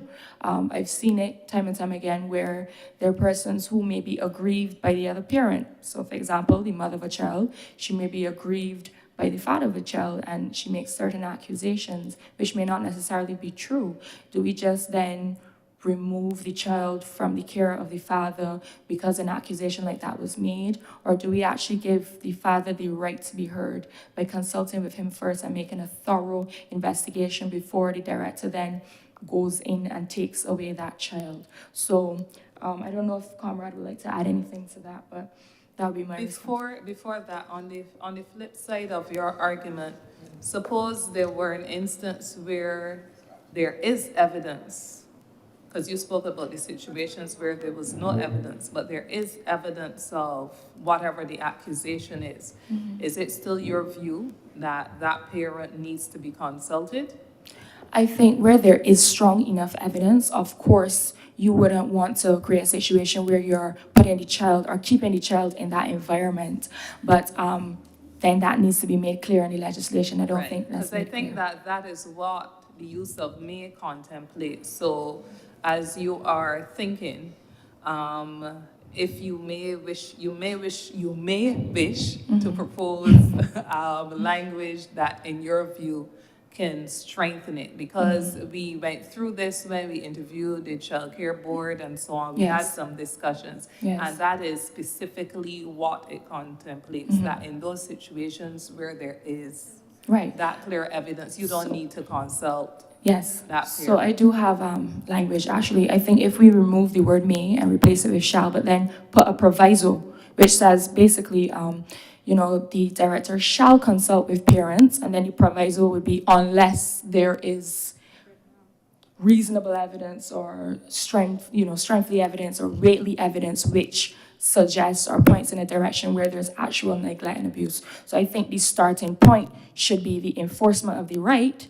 And then, as we know, all rights are not absolute. So you would then put the proviso, which would then suggest, well, you do have a right to be heard, but only if it is that there's not evidence pointing towards neglect or abuse. CPC. Chair, just to indicate that when it speaks to the principles to be applied in the administration of the Act, Clause 4, F, where a child is removed from the home of his parent under this Act, whether temporarily or permanently, he shall be entitled to a safe, nurturing, stable, and secure environment, and the child may retain relationships with people significant to the child, including his parents, relatives, peers, family, friends, community, unless it is contrary to his best interest. That understanding of best interest would then be referred back to clause 3.2 that speaks to in determining what is the best interest of the child. And the following matters will take into account: the safety of the child, the capacity of the parent to properly discharge his parental responsibility, the physical, mental, emotional, or psychological needs of the development of the child, the appropriate care or treatment required to meet the needs of the development of the child, where appropriate, the views of the child, a secure place for the child, the positive development of the child as a part of the family, a member of the family, love, affection, ties between the child and other persons in the life of the child, the capacity of persons other than the parent to exercise custody rights and duties in relation to that child, and the continuity of the care for the child and the possible effects of disruption of the care of the child. In addition, the bill also speaks to the power of the director, clause 31 speaks to the power of the director to remove a child in very restricted circumstances. And those circumstances are very clearly articulated. So that where the director has reasonable grounds to believe that the health or safety of the child is in immediate or in imminent jeopardy, and there is not enough time to apply to the court for an order under section 32, the director may, if necessary, and with the assistance of the police officer and without the need of further authority, enter and any place where the child is believed to be present or to reside, or search for and locate and take the child into custody. And of course, there is the restriction there that is purposely put in to make sure that the director then goes to the court to get the order that is specifically meant for the particular circumstances in clause 32. Your attention is also drawn to clause 34, which speaks to the emergency protection order. The court shall make an emergency protection order where it is satisfied on the basis of an ex parte application by the director that the child is suffering or is likely to suffer physical, emotional, mental, or psychological harm and is in need of care and protection. And inquiries as to whether the child is suffering or is likely to suffer from physical, emotional, mental, or psychological harm, being frustrated by access to the child, being unreasonably refused, and the applicant has reason to believe that the access to the child is required as a matter of urgency. So that there are clear circumstances in such cases to deal with the emergency protection order and dealing with custody. And further, clause 37, which speaks to the care order. The care order shall be made for the purpose of removing a child who is in need of care and protection as defined in clause 5 and placing the child in the care of the director. That is the place where the care is placed in the director in the context of the court order. That those are clear, right? And the court may make a care order where it is satisfied that the child is in need of care and protection. You can go on then to clause 42, which is a custody care order, where the director assesses that there is not a realistic possibility of restoring the child to the custody of the parent pursuant to the provisions of the Act. It is the best interest of the child that he no longer live with the parent, and at least the restrictive option is not available. The child shall make an application to the court for a custody order. So it would not be accurate to say that there are no parameters, clear parameters that speak to when the child can be removed from his environment. Thank you. So your response, CPC, is that the pieces taken together address the concern that was raised specific to the use of me and the proviso and so on. If I may, thank you. There's a few matters that I have been following in terms of the discussion, in terms of the compliance issue. I believe that most of the concerns that we have is the removal or the avoidance of parental rights. The last bill that we had, the ones that years ago that we had, the previous bill called the Prevention of Cruelty to Children, did speak on parental rights. This current bill actually violates parental rights because there are other treaties that we have signed onto that deals with parental rights but only addresses children's rights. We're discussing in terms of the American Convention of Human Rights, Convention of Children's Rights, also in terms of International Convention on Economic and Social and Cultural Rights. All of those treaties, Barbados did sign on to it, that covers parental rights. The other aspect that we want to look at is that what I'm seeing is that we keep going back into a regressive cycle. We are saying that, just want to go back in terms of a child need of care and protection, the requirements that you've given parents, and I'm talking about the average Barbadian parent. The outline here stipulates that this is what a child requires, a child in need of care and protection, and it outlines, which means that if any parent violate any of those terms, the state or the government or the agencies have the right to intervene. And this is where the problem comes in first and foremost. And we're not looking at this bill in isolation. So even when the director does all what is required, the procedures and the step, but the bill tells you that these are the requirements, and it clearly outstates it, and so that it shows you that if at any point these conditions are violated, the state has the right to come in. So it's not that it's just only in terms of bodily harm and physical harm and emotional harm and all this, but all of the requirements at any point, the state can come in. The other aspect that I wanted to look at is in page 16, section 2, that deals with the best interests of the child. And we're going to come back to that conversation because there is this presumption that the state is the one who determines what is the best interest of the child. Historically, it has not. Biologically, it has not either. Because every single parent, and we're talking about rational parents, sensible parents, good, loving, God-fearing parents. The reality is that in this bill, it presumes that the state is who determines what is the best interest of the child. And to remove parental rights from this aspect, as I said before, we cannot speak about children's rights if we do not have parental rights to guide this legislation. Because at the end of the day, parents are the only one that would really protect children, even against the state. And we've seen situations like that. We've had cases where the state decides that it wants to mandate vaccination for children. Or we've had cases where the state decides that they will have different types of surveys without the consent of parent. So the reality is that we have to have a very clear definition of what parental rights are so that the state does not infringe or override on those parental rights when it is trying. Because when you creating laws and legislation, we have to ensure that it is just and it doesn't deprive anyone of their own fundamental rights. We do all of us in here would believe that we need to protect children, even against themselves, even against us.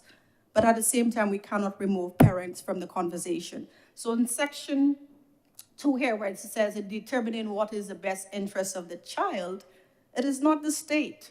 The state can't outline all of these provisions. It can't say that because the safety of a child, for that mother, she felt the safety for her being homeless was to bring them at a homeless shelter because she felt that was the best interest of her children. So we have to take in those considerations. As I said before, when we're dealing with legislation, this is abstract, but the reality is out there. When we leave this room, how do parents recognize and how they deal with this bill? And the reality is that how will it affect them? So we need to deal with the problems now, whatever anomalies that is there, whatever ambiguities that is there, let us try to address it before it goes to the public domain to avoid parents and children being placed in circumstances that technically they may not be able to deal with in the long run. Thank you. If I might just add before there's a response. Also, we have lots of sections which deal with the protection of children from the parents. But what about the protection of children from the state? We have a situation not too long ago where there were allegations about the industrial school. So what happens in those type of situations where the child is removed from a potentially dangerous situation, but then put in a even more dangerous situation. Where are the sections in the legislation which deal with that? Also, I heard mention of various orders, but being a legal practitioner myself, we know that sometimes orders is not something you get overnight. So is it that the application will be dealt with as an urgent application, which has like 72 hours or so to be produced, or will it go through the ordinary court system? Because if it goes through the ordinary court system, we may have a situation where the case is pending for months. What happens then? What happens where the child is removed wrongfully based on wrong accusations, and then there's an appeal made, but the appeal takes months, sometimes even years, to be heard and to be finalized? So what happens then? Or the flip side, there's abuse, and you have to get an order, and the situation takes months to be heard. So you have a child which is in that dangerous situation, but then because of the court system we have here in Barbados, I mean, there is no secret. We really have a backlog of cases. So what happens in those circumstances? I'll just add to my colleague that the state, the way that the bill is written, the state actually exonerates itself. So if someone, when it speaks about cruelty to children, so if cruelty to children is done in the state's care, it's almost like 10,000 and 2 years. So the person is charged 10,000 and 2 years. But if a parent commits the same offense, it's 100,000 and 5 years. So these kind of anomalies, and it's also in the Justice Act as well, which we'll not touch in as well. So when we look at in terms of the penalties, the state almost wants to remove itself from responsibility, because we do recognize that neglect, the state defines neglect in terms of the parent neglecting children and not the state, because the state should be held responsible as well if it neglects the children, if they are in its care. But the penalty is different. If cruelty is done to children in the state's care, the penalty, there's an inequality in terms of how it is distributed. So it seems to penalize the parent more for the same harm that is being done to children. And we have to recognize that as well. And so in most of those cases, as I said before, we are here, the Democratic Labour Party is here to provide the assistance that is needed so that we can provide the aid. Even in abuse, we recognize that we would like to applaud that we have child labor. But child trafficking is also a very serious concern. We've had one case of child trafficking in Barbados, but we've had not much reporting being done on it. I think the United Nations or United States Human Rights Report for 2022 speaks about human trafficking and child trafficking. And these are kinds of concerns that we have to look at. We also want to look at criminal, I would say that it is called criminal neglect in some cases, or criminal enhanced, where you initiation, gang initiation is also now being seen as child abuse, where parents or persons within the community get children to be indoctrinated, I would use, or initiated into gang activity. And so all of that we have to take in consideration because we can understand the new climate of things that we live in. So there's quite a number of new evolving concerns, the language of child protection and what evolves, and we have to prepare ourselves, because this legislation may not be for our generation alone, because most of us here have passed 50, except my colleague here. And so it means that this legislation may last centuries. And so we have to prepare ourselves, as we have seen that science is moving faster than law. And so we have to ensure that all of those provisions are made. Thank you. Ms. Bell? Chair, just on the point of orders, now, in terms of the orders, Clause 34 makes provision for an emergency protection order, which would be done ex parte by application by the director. And we would have gone through the various circumstances and the procedures in relation to the orders. In terms of the application of offenses, you would note the language actually does say any person, this is the unsupervised or unattended child, any person having care, custody, or control of a child, any person. In cruelty, there is a differentiation, a parent or any person, but the term any person is used. When you look at the way that the penalty provision is in, then you would speak to summary conviction on the fine of 100,000 or to a imprisonment for a term of 10 years or to both, having regard to the Interpretation Act, which speaks to the fact that we express our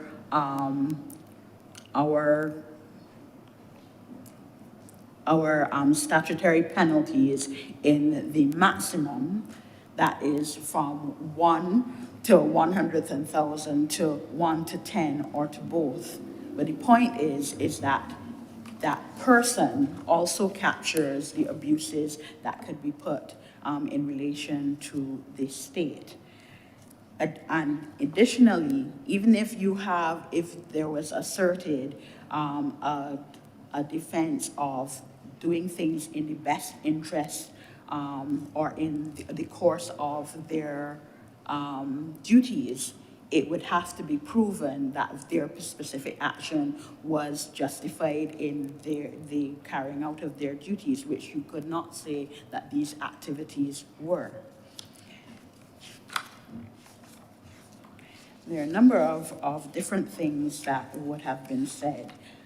And it is important to note the invocation of the jurisdiction as articulated in 5. And so therefore, it is not dealing with care and protection. It's not dealing with parenting in a general sense, but where there is an issue in relation to whether the child is in need of care and protection, that is when the jurisdiction is invoked.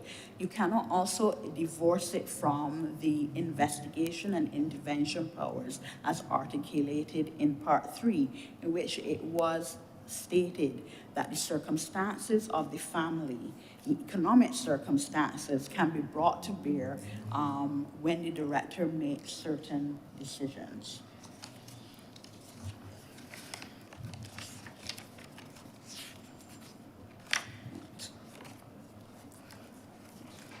Just going back into no, I'm not sure about the 2 years or both or the 5 years, because when you're looking at the legislation here, and I don't know if it is a version that you have, but the stated penalty at 60, for instance, is liable on summary conviction to a fine of 25,000 or to imprisonment for 5 years or both. And in cruelty to children, it's fine of 100,000 or to imprisonment for a term of 10 years or to both. Right? The only time that 2-year thing comes up is in terms of impersonation of a member of the board or the staff in relation to the authority. So I'm just pointing that out. Right, yes. Again, we stress the fact that we're speaking about a person. Right. In terms of the articulation of parental rights, this would have been spoken to in Clause 2 in relation to parental responsibility, which means the rights, duties, powers, and responsibilities and obligations that by law a parent has in relation to a child. Law meaning the enactments that are set out that are passed by the Parliament and subsidiary legislation, and law relating to the case law coming out of the courts, and does not include the right to consent or withhold consent to the making of an order on the Adoption Act. So that's a different category, but it does speak to the articulation of how parental responsibility is to be understood. So that therefore, I again have to stress the invocation of the jurisdiction.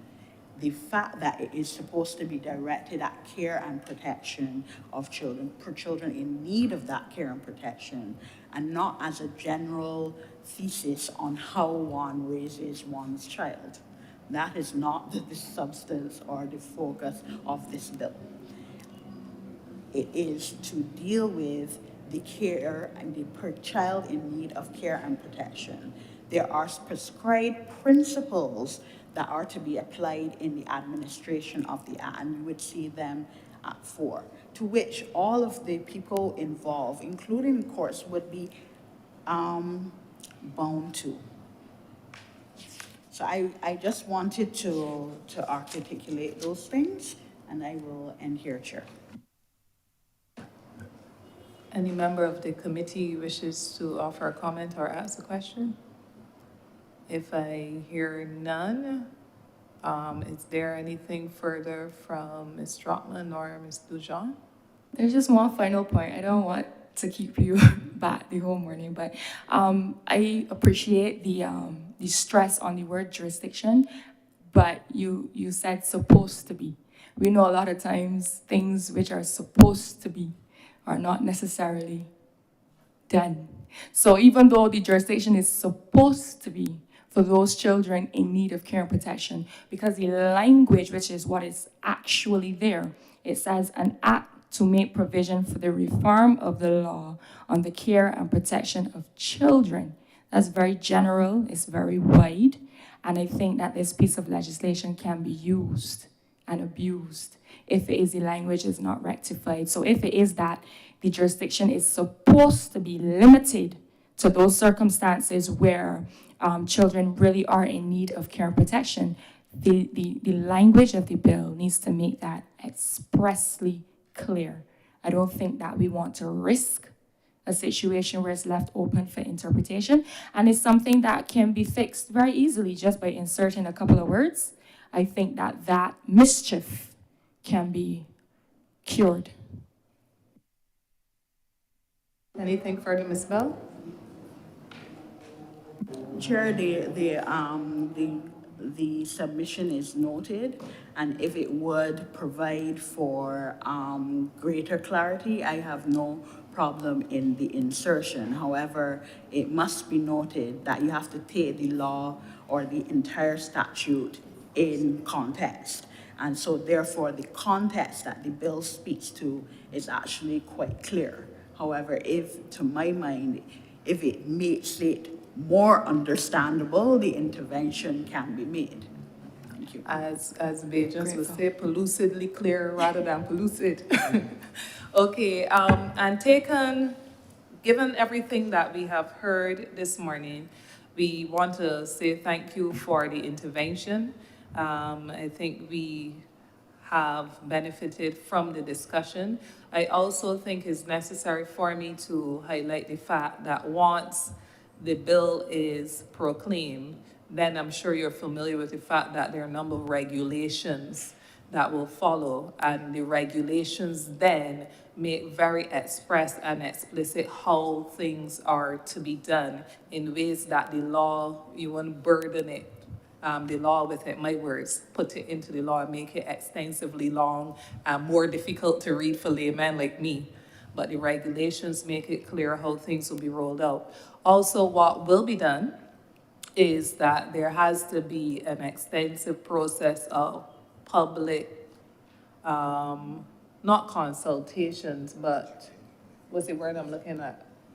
Not only public ventilation, sensitization is the word that I'm looking at, because you would recognize that for an attorney, you may be able to read into it and recognize certain aspects that you may or may not abuse. But for everyone involved, those who are the users of it, whether in institutions like the Child Care Board, whether they are parents, general society, the bill has to go through that period where we are sensitized on it, and I'm sure during that process as well, there will be further clarification of a number of things. It would be useful, and we thank you. We've come to the end of this particular session, I would encourage members of the committee to get up and stretch their legs for 2 minutes before we bring into the Senate chamber the final set of parties for the day. So again, thank you, ladies. Do Thank enjoy you for your day. having us. Thank you, everyone, and keep up the good work. Yes, thank you so much.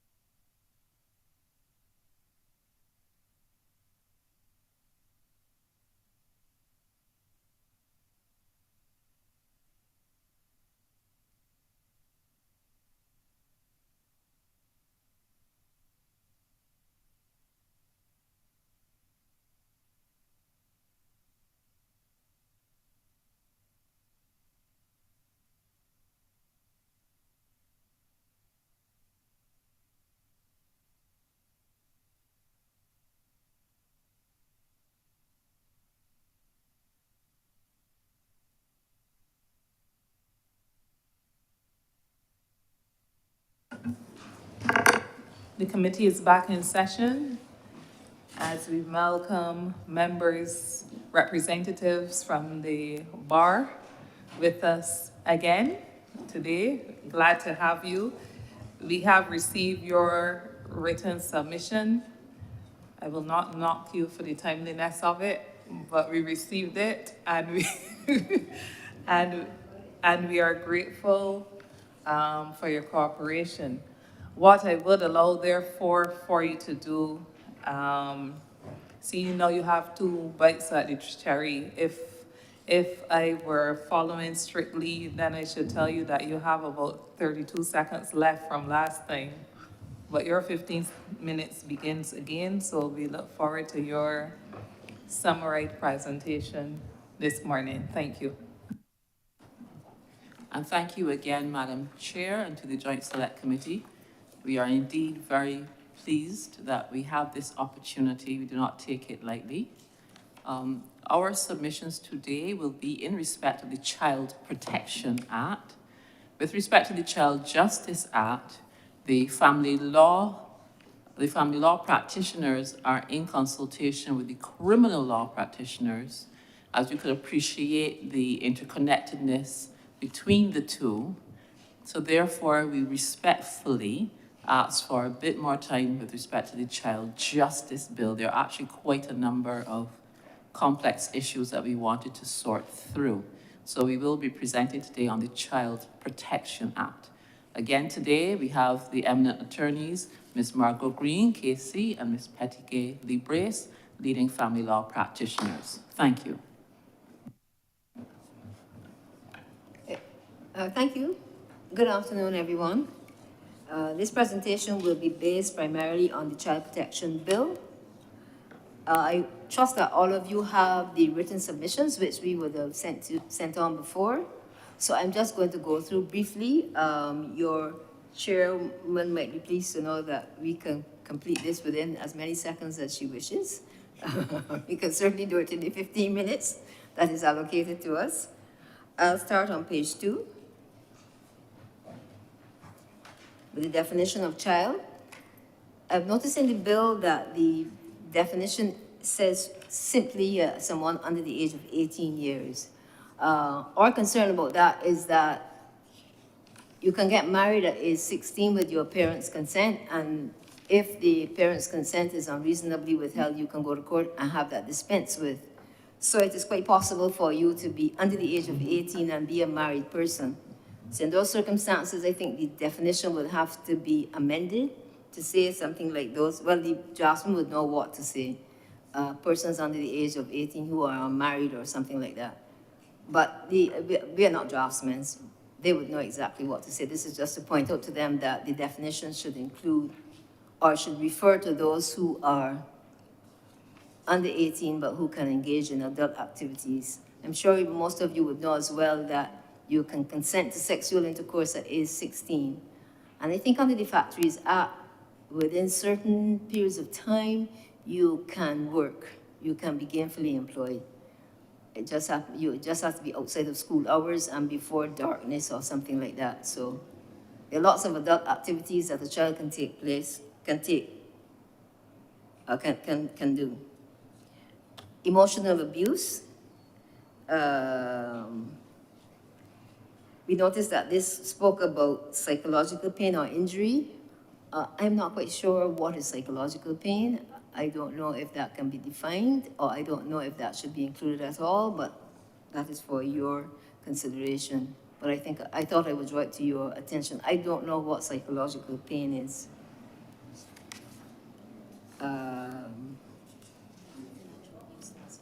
We went through financial abuse, except that the way the financial abuse is defined seems to me to refer to acts by third parties in relation to the child as opposed to an act that is perpetrated against the child directly, such as interfering with money to which the child may be entitled or assets to which the child may be entitled, or coercing the child to do something with his or her assets, which might be held in trust for that child. I felt that the definition could be broadened. The word guardian, I would, as I've said here, I think that it should include a person who has care and control of a child, and not limit the definition to someone who assumes or has the legal responsibility and an authority to make decisions. It is quite possible for you to have that responsibility without having the child in your physical care, as happens when parties divorce. Custody is joint, which means that both parties have a right to have a say in what happens to the child. But usually the child lives with only one person. So that person has care and control of the child, and we felt that that person should be brought into the net as well, rather than simply someone who has legal responsibility, who can simply be a guardian or a grandparent or an aunt, or even just perhaps somebody appointed, a testamentary guardian, somebody appointed through a will.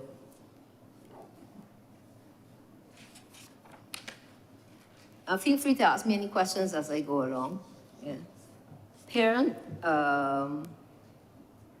we felt that the definition should reflect today's reality, such as where you have surrogacy, people who might give birth who have no biological connection to the child. So it was felt that since I believe this legislation is meant to last for several years, that you should extend the definition to include a child that is born in those circumstances. Physical abuse, I was not sure what kind of omission can be regarded as physical abuse. I would have thought that physical abuse meant actual perpetrating an act against the child, but maybe you have a different idea of what physical abuse is. So we did query the word omission being included there. Verbal abuse, it was said here that verbal abuse could, in the same basis, to include behavior communicated by silence. I am not so sure. I felt that verbal abuse should include words only. Maybe you'll have to have a different category for behavior which is abusive and which is conducted through silence. I don't think it should come within the purview of verbal abuse. It should perhaps be, I think it should be included. Silent treatment can be awful, and it is a form of abuse, but I don't think it should be included under verbal abuse. It should come on its own. I think I get what they were trying to get at. Now, Section 3, in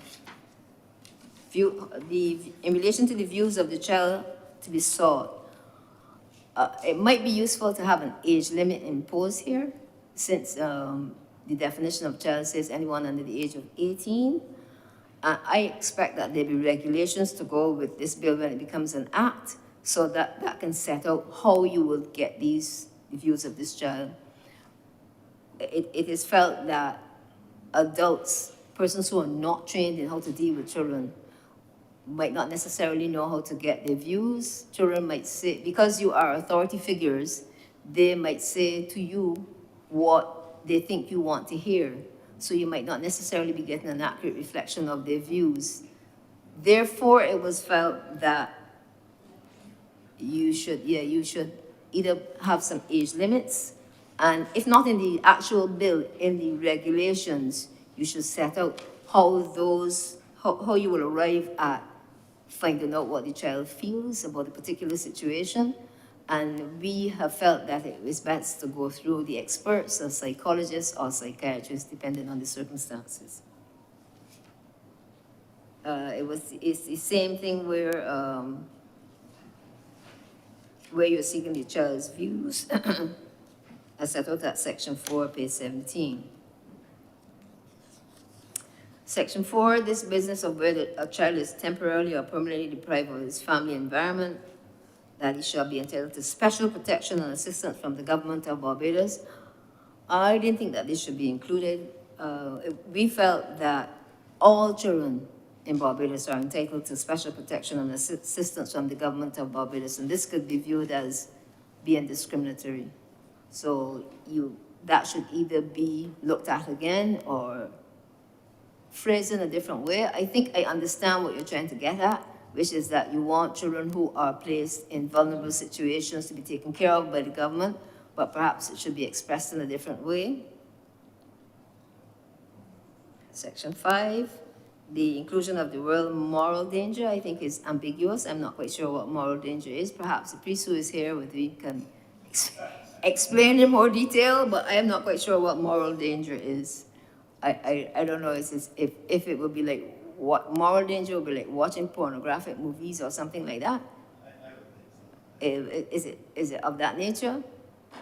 Well, perhaps you can put then, you can refine it in the regulations.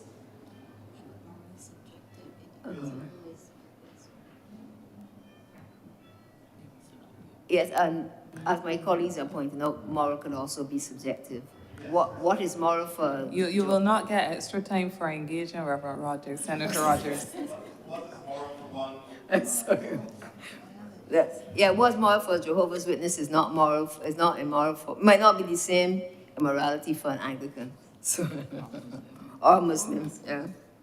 We are not having a multicultural or multi-faith society, so we need to look at that with a bit more detail.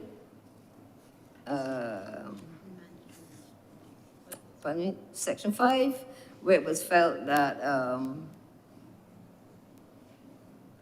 based on what is the way this is phrased at present, the victim of domestic violence can also be, it seems as though that person is liable to be punished as well, by perhaps taking the child out of his or her care. Like, let's assume that the father has got beaten up and an application has been made for the child to be removed from the home. If that father is a loving father, then he is punished as well as the child is punished by being separated. So perhaps we need to look at that again and refine that section. Section 5, I wanted to find out whether or not this seems to give the child the ability to initiate action on his or her own without the assistance of a parent or guardian. I don't know if that is intentional. I think it is, it should be allowed. I quite like that I welcome that section in the act, but I wasn't quite sure if this is what was required. Perhaps we need to make it clearer. Section 7, I've mentioned that already about an age limit and how you find out what the child's views are. Section 7, the child being entitled to legal representation. That this happens at present. I think it should be made clear in the regulations that if a child is going to be represented on its own, then provision should be made for the payment of the attorney, so it doesn't come from someone who will control the attorney who is taking the instructions. Section 8, which establishes the authority. I was wondering if the authority will also be regarded as the central authority for the Hague Convention. You might not think it, but Barbados has quite a few cases involving children who are abducted and taken away. And for most Barbadian litigants, it is exceedingly expensive to pursue the... That was last time? Okay. So that being the case, I'm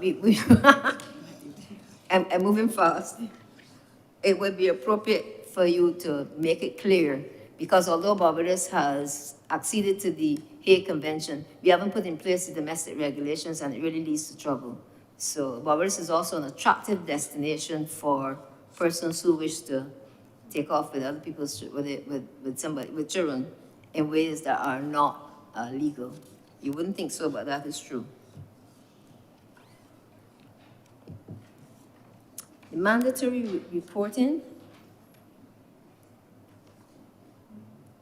No, I think we started to deal with this on the last occasion. The doctors are having a concern with this because they feel that having to report in a mandatory fashion could lead to a breach of their doctor-patient confidentiality. And you've put in a caveat for the attorneys. you may consider doing the same thing for doctors.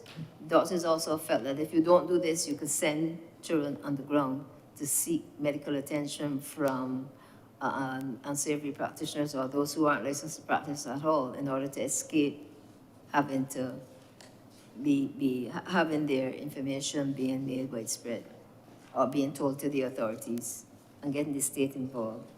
Catholic priests, I can't speak to Catholic priests and the sanctity of the confessional seal. Ms. Libres can do so. So perhaps you might wish to tell them what is the confessional seal for Catholics? Simply put, Yes, ma'am. right.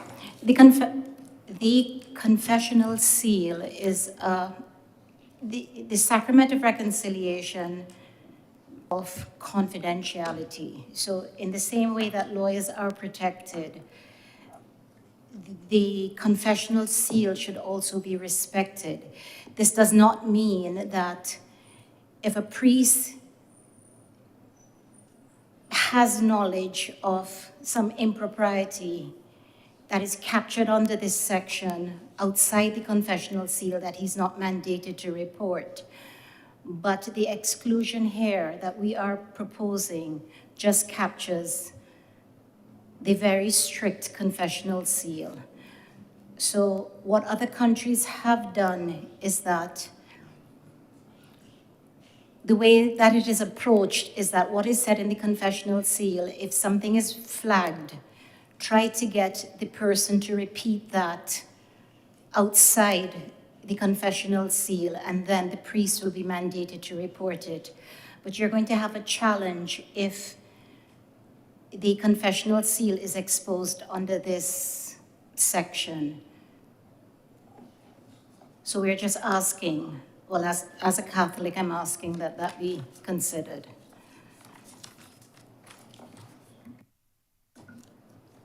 Okay, Section 28 is pretty straightforward. Given the wide powers of the director, it's a welcome requirement that where a director removes a child under this section, he or she is required to apply to the court for an order within 24 hours. That doesn't happen now, and it has led to some unhappy consequences. So therefore, this is definitely a recommending section, addition to the bill. Now, the Section 32, I was confused with the notion of a custody care order. A custody order is different from a care order. I don't know if this is specifically defined, but custody means the bundle of rights relating to the care of a child, whereas the physical care is separate and distinct. So I felt that you should make a distinction between a custody order and a care order. They are two completely different things within the context of family law. So perhaps you should give that some thought. I don't think the two should be conflated. Section 34, the query here is what is psychological harm and how is it proved? And who is the applicant as referred to in Section 34(2)(b? And how is that person able to determine that the child has suffered psychological harm if he, she is not a psychologist, or if he or she has not taken the child to a psychologist? We also welcome the fact that an order of this type has a limited duration, even after it has been made 14 days. Well, that section 36 about the social inquiry report is pretty straightforward. That this is a codification of what happens at present. Usually, no orders are made in the family law court. Certainly where there's a custody dispute without a social inquiry report being done. It's usually done by the welfare department. I don't know if that is contemplated here, but I think they do very competent reports. Section 38, the court shall not make a final decision for the removal of a child from the care and protection of his parent or allocation of parental responsibility in respect of a child unless it has considered a care plan. This again is a laudable endeavor, but it should be noted that the only person responsible for preparing such a plan is the director. It would be useful to have an input from other persons, a psychologist, a psychiatrist, or even from the parents. since they would be the one with the physical care of the child. I think they should be involved in preparing the care plan. It shouldn't be left to the director alone, who would just be a state authority. Section 42, custody and care are two separate concepts, and that should be taken into consideration when you are using the phrase in the bill. Am I at the end? All right. Am I allowed to ask questions? Because I have some queries at the back. I want to know what was the jurisdiction of a bill. Does it extend to all children who are in Barbados, or only to Barbadian citizens, or only to children of Barbadian citizens? Does it apply, say, to children who are here temporarily, either because their parents may be on a work permit, or does it apply to children who are here as tourists? Who does it apply to? And how does this bill affect the common law remedy of making a child a ward of the court? Normally, where it is felt that a child is in danger, an application is usually made to the court to make the child a ward of the court so that the court makes decisions about that child's well-being. And it is interesting to note that the order is made from the time you file the application, as opposed, you don't even have to wait until you get to court. It basically means that there's a presumption that the court will take care of the child, and you, whoever opposes the order, will have to prove that it should be removed rather than the other way around. The practical importance of the wardship has been curtailed by the existence of statutory custody jurisdictions such as the Family Law Act, the Minors Act, and the Maintenance Act, and such other types of legislation. But it still exists and is still in use. So I wondered if this, what was the effect of this legislation on that common law remedy?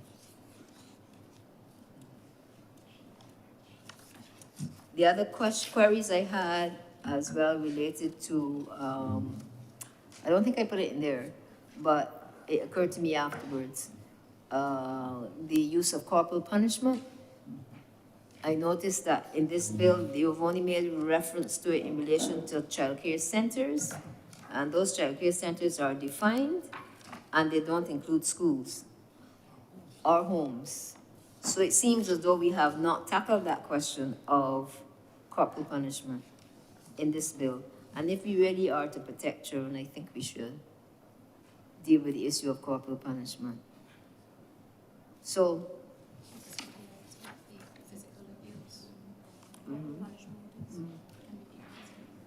unless you wish to consider that corporal punishment will fall within physical abuse. Those are my comments, ma'am. The person who is to, under the Act, go to court for an order, be the one to be interpreting what this child is saying, you're going to have a challenge because it is not going to be an independent assessment. Chair, but the Part 3 gives the capacity for the director to do investigations, to do interventions, and other types of activities. And as such, they have to be equipped with the capacity to take the necessary information that they require.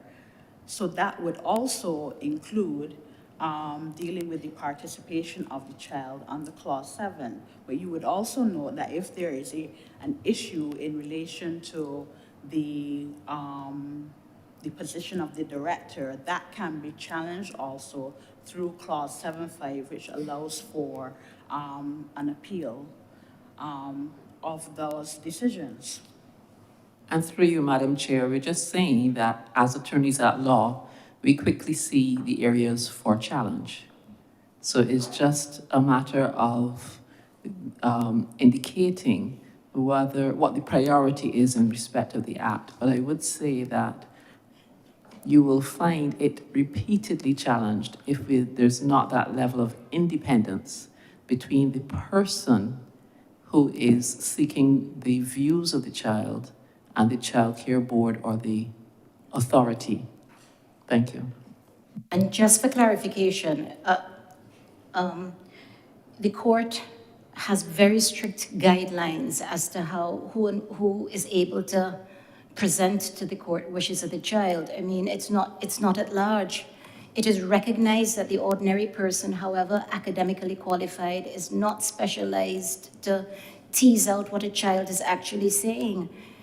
You have a myriad of circumstances or situations where children come to you and telling you one thing, but unless you are properly trained, what the child may be mouthing is exactly the opposite to what they're really feeling. And caution must be taken. So just saying that the child care director has a sociology degree or a psychological degree is a degree in psychology is not enough. It is an area that is specialized. So there has to be some caution here. Getting the needs of, getting the views of a child, particularly if the child is a young child. I can't express enough that caution needs to be taken because you're going to run into problems. And if you want a matter tied up in the courts for years and years without resolution, this is where this is heading. Chair, this particular provision exists from an OECS model that is successfully operating in several other jurisdictions. St. Lucia, Grenada, Dominica, etc. It also operates successfully in Trinidad, which has light provisions. The director is identified in those pieces of legislation as having the capacity to deal with soliciting that information from the child, especially in the context of the fact that you would be doing a lot of the investigations, interventions under Part 3. So I'm just pointing that out for the purposes of the discussion. Through you, Madam Chair, thank you. We just expressed our note of caution. Thank you. Thank you. Any further comments, Ms. Bell, on the rest of it? I'm sorry, Chair. I forgot to plot about it.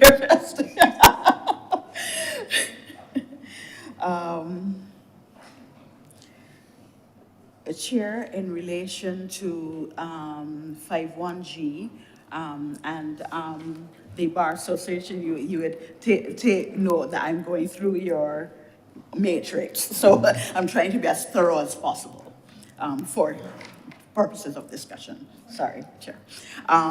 Best interest of the child, as defined in Clause 3.2, is the governing principle here. So where you were talking about the fact that there's a potential for the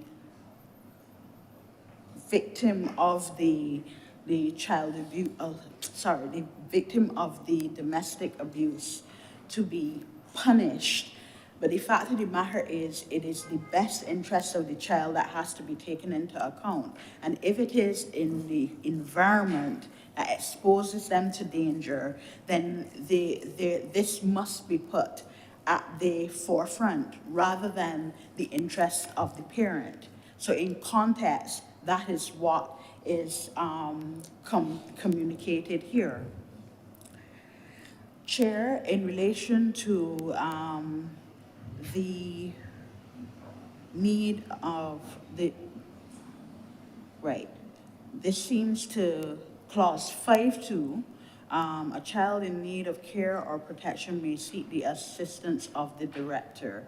So I think that it was asked whether or not this was meant to be there, and yes, it was an express intention, an express policy view to give the child a capacity to seek assistance from the director. Now, this has to be read carefully in conjunction under Part 3 with sections 23 and 22 and 23. So if you go to 22, clause 22, speaks to where the director may intervene, but also in drawing back to clause 5.2, you talk about the request for intervention. Here is where the director then would go into the veracity of the particular report. And there are specific parameters where the director would consider the appropriateness of providing or arranging such assistance as is necessary to enable the child and the parent to resolve a conflict without recourse to legal proceedings, to ensure that the child is adequately cared for, supervised, or protected, or enable the child and his parents to have adequate, appropriate services. It is not just something blanket, but that there is a weight that is given in relation to when you can intervene, and the empowering the director to ventilate, investigate as much as possible any request for intervention and any request for assistance. In determining, in clause 22, the appropriate response, the director shall have regard to the following: the immediate safety and welfare of the child and any other child in residential setting of the child, the age and maturity of the child, and the disability of the child, and the existing circumstances of the family.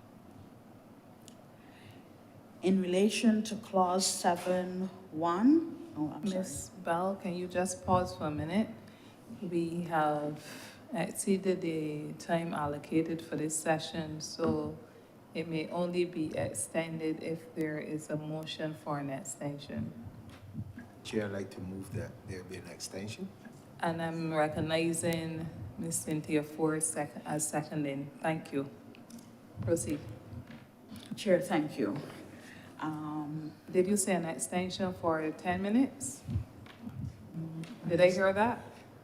I didn't know, for 10 minutes. Okay, thank you. And that's seconded?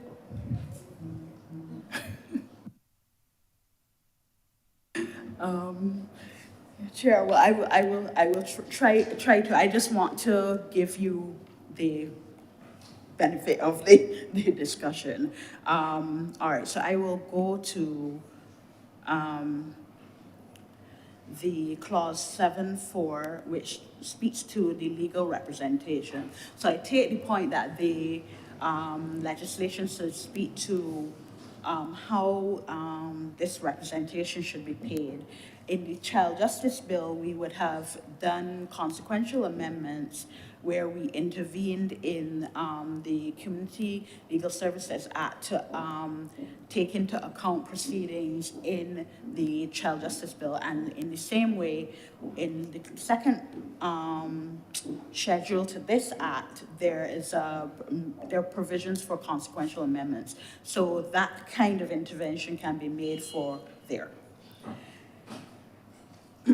As it relates to the concern about The Hague, now I would have spoken to this the last presentation, but just to make absolutely clear for the purposes of persons who are streaming, there is transitional provision in clause 67, savings and transitional. So with effect from the commencement of this act, then the assets, liabilities, rights, privileges, obligations, and the like will transfer from the Child Care Board to the Child Authority, Child Protection Authority. As you would have recognized, the Child Care Board Act will be repealed, and so this transition then has to be done in order to preserve all the obligations that has to be met. And so included in those obligations, therefore, would be the same as regards to the Hague Convention. as it relates to the mandatory reporting, okay, from the perspective that there was opportunity given for consultation arranged by the ministry with stakeholders. Now, I am aware of that meeting, but I do not know exactly who was there apart from just the parties in groups, collective groups, and so that I can't speak to that. The ministry would have had to been here to give the full explaining of how that consultation was done.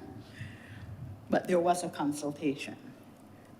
The section does have in operation the statutory exception in relation to attorney-client privilege, and that was mirrored in the OECS model, and so it was included here.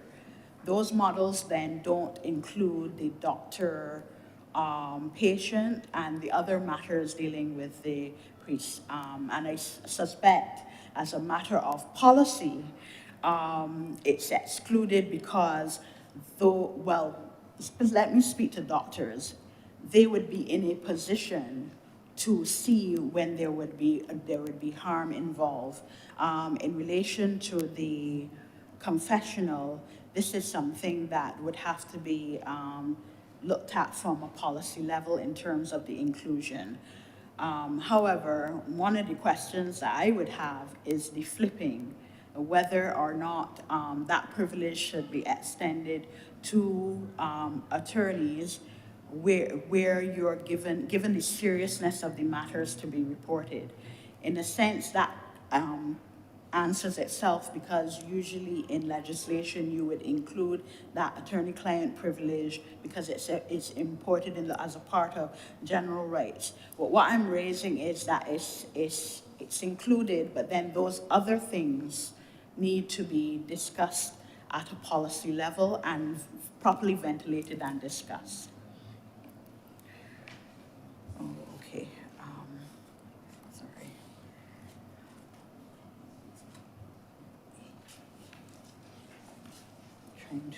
Okay, let me go to just some important ones. In terms of the custody care order, now I will say that we did go into clause 2 to define the orders, and the custody care order was not there. However, it is discussed in clause 42 as it relates to how it is supposed to be interpreted, as not to be confused with a custody order, which deals with the custody against the backdrop of the family law setting.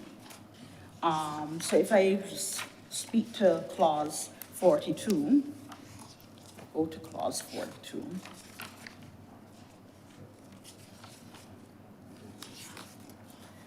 Right. Which is where the director assesses that there's not a realistic possibility of restoring a child to the custody of the parent pursuant to the provisions of the Act, and it is in the best interest of the child that he no longer live with his parent, and a least restrictive option is not available, the director shall make an application to the court for custody care order. And that would then be put in place where, as you can see in clause 42.5, the custody care order places a child in the custody of the authority, so that the bill gives the parameters for how this order should operate. But as a concession to you, I can say that you would have insert in clause 2 the definition of custody care order as described in clause 42, which is how the other orders are defined. Madam Chair, just want to comment. I still think that I still don't see how do you get a custody care order. Custody is one thing, care is another. I mean, as a legal definition, custody is one thing, care and control is something else. You can have physical care and control without having custody. And So I don't understand why you're calling it the same thing. Why you're calling it all one thing. through you, Madam Chair, we would caution because the Family Law Act, which is well established and over 40 years old with all of the provisions in the Family Law Act, they make it quite clear what is a custody order as opposed to a care and control order. So to create another type of order under another act in relation to a minor or child would only create confusion in the law, respectfully. Thank you.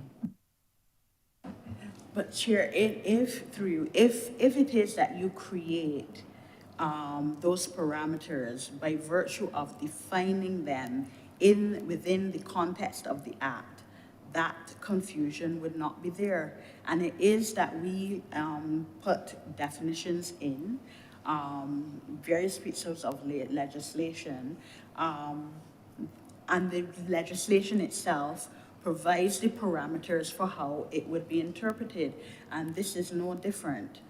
You would have seen that you would have said a custody order as opposed to a care order, as opposed to another set of orders.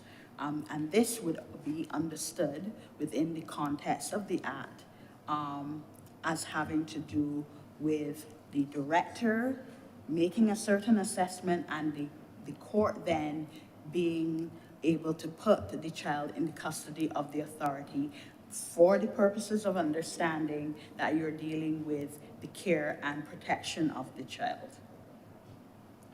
Duly noted, it is our job to raise the issues and to say that if you wish to have this also caught up in court, please feel free. Thank you, respectfully. Chair, in relation to the social inquiry report, again, there is provision within this act. It provides the parameters in clause 36 for how that report will be done. Now, you are now introducing the child protection legislation, and you're giving the parameters for conducting a report so that it would inform the court in relation to making certain decisions, primarily the giving of orders pursuant to Part 4, dealing with care and protection of the child. So I'm just saying that there are created parameters that are clearly set out in the act, the bill, sorry.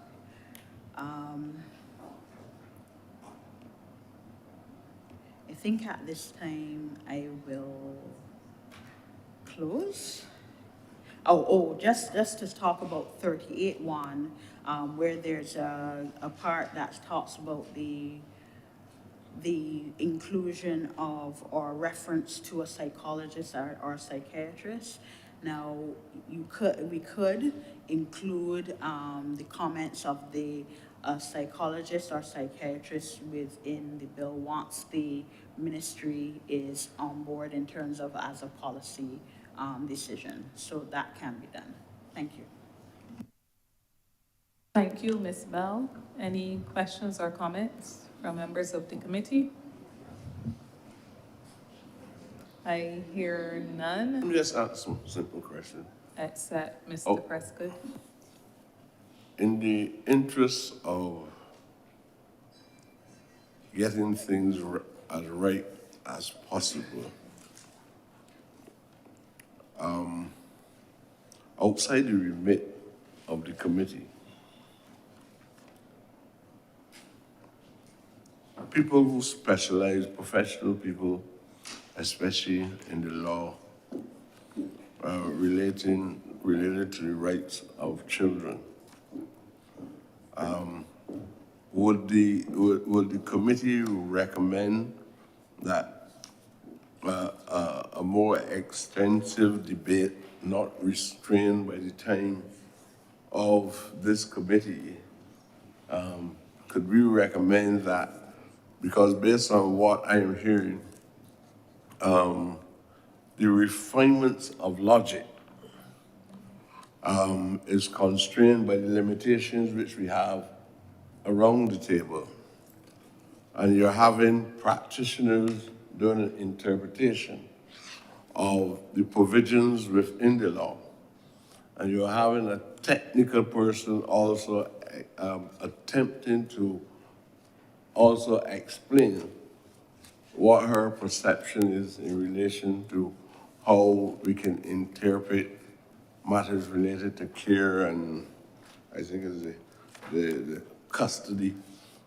I wonder if within the interests of the highest principles that a society ought to accept, if those parties could be in contact with each other outside the formality of these discussions to see if they can pin this discussion down to the most practical kind of application of the legislation itself.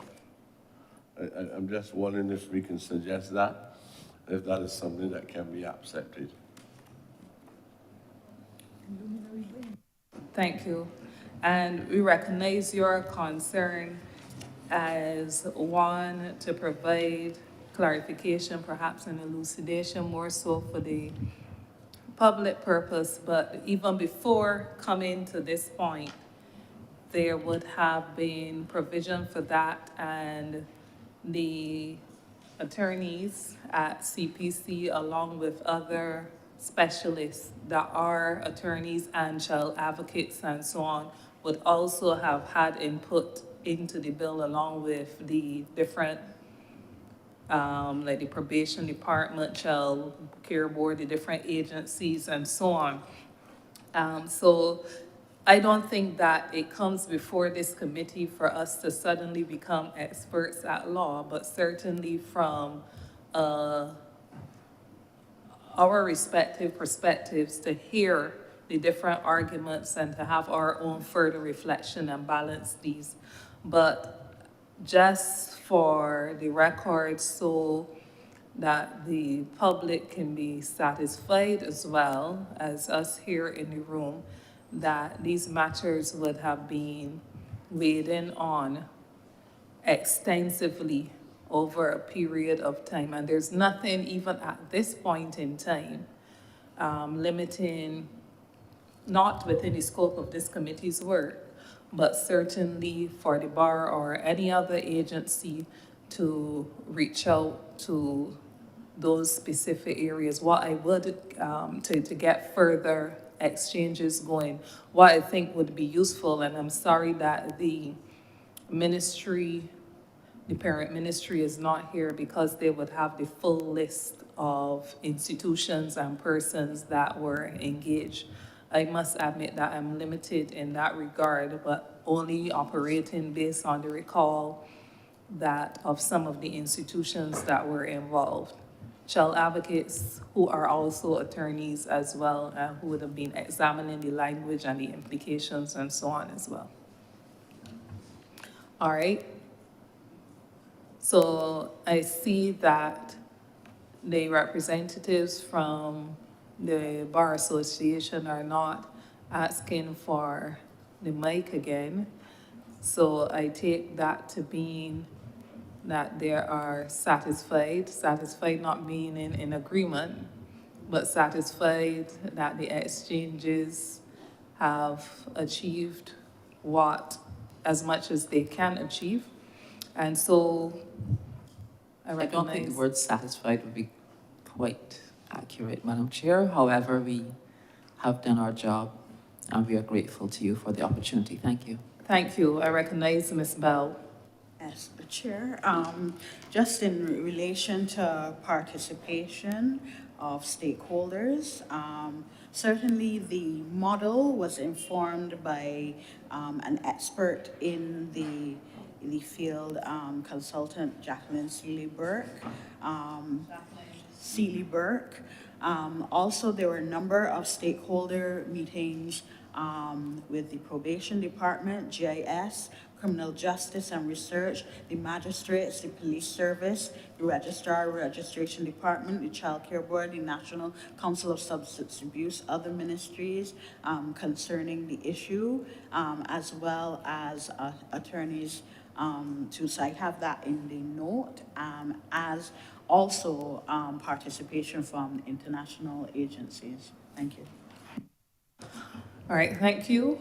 And I think that that fairly brings us to the end of this particular session. And I can therefore entertain a motion for us to suspend for lunch. Madam Chair, I'd like to move that we suspend for lunch at this time. For 1 hour, 1 hour, yeah. to resume at 3. Yes, please. I second that. I second that. Thank you. We will resume at 3 p.m. Obliged. Thank you so much. Thank you, ma'am. Thank you, ma'am.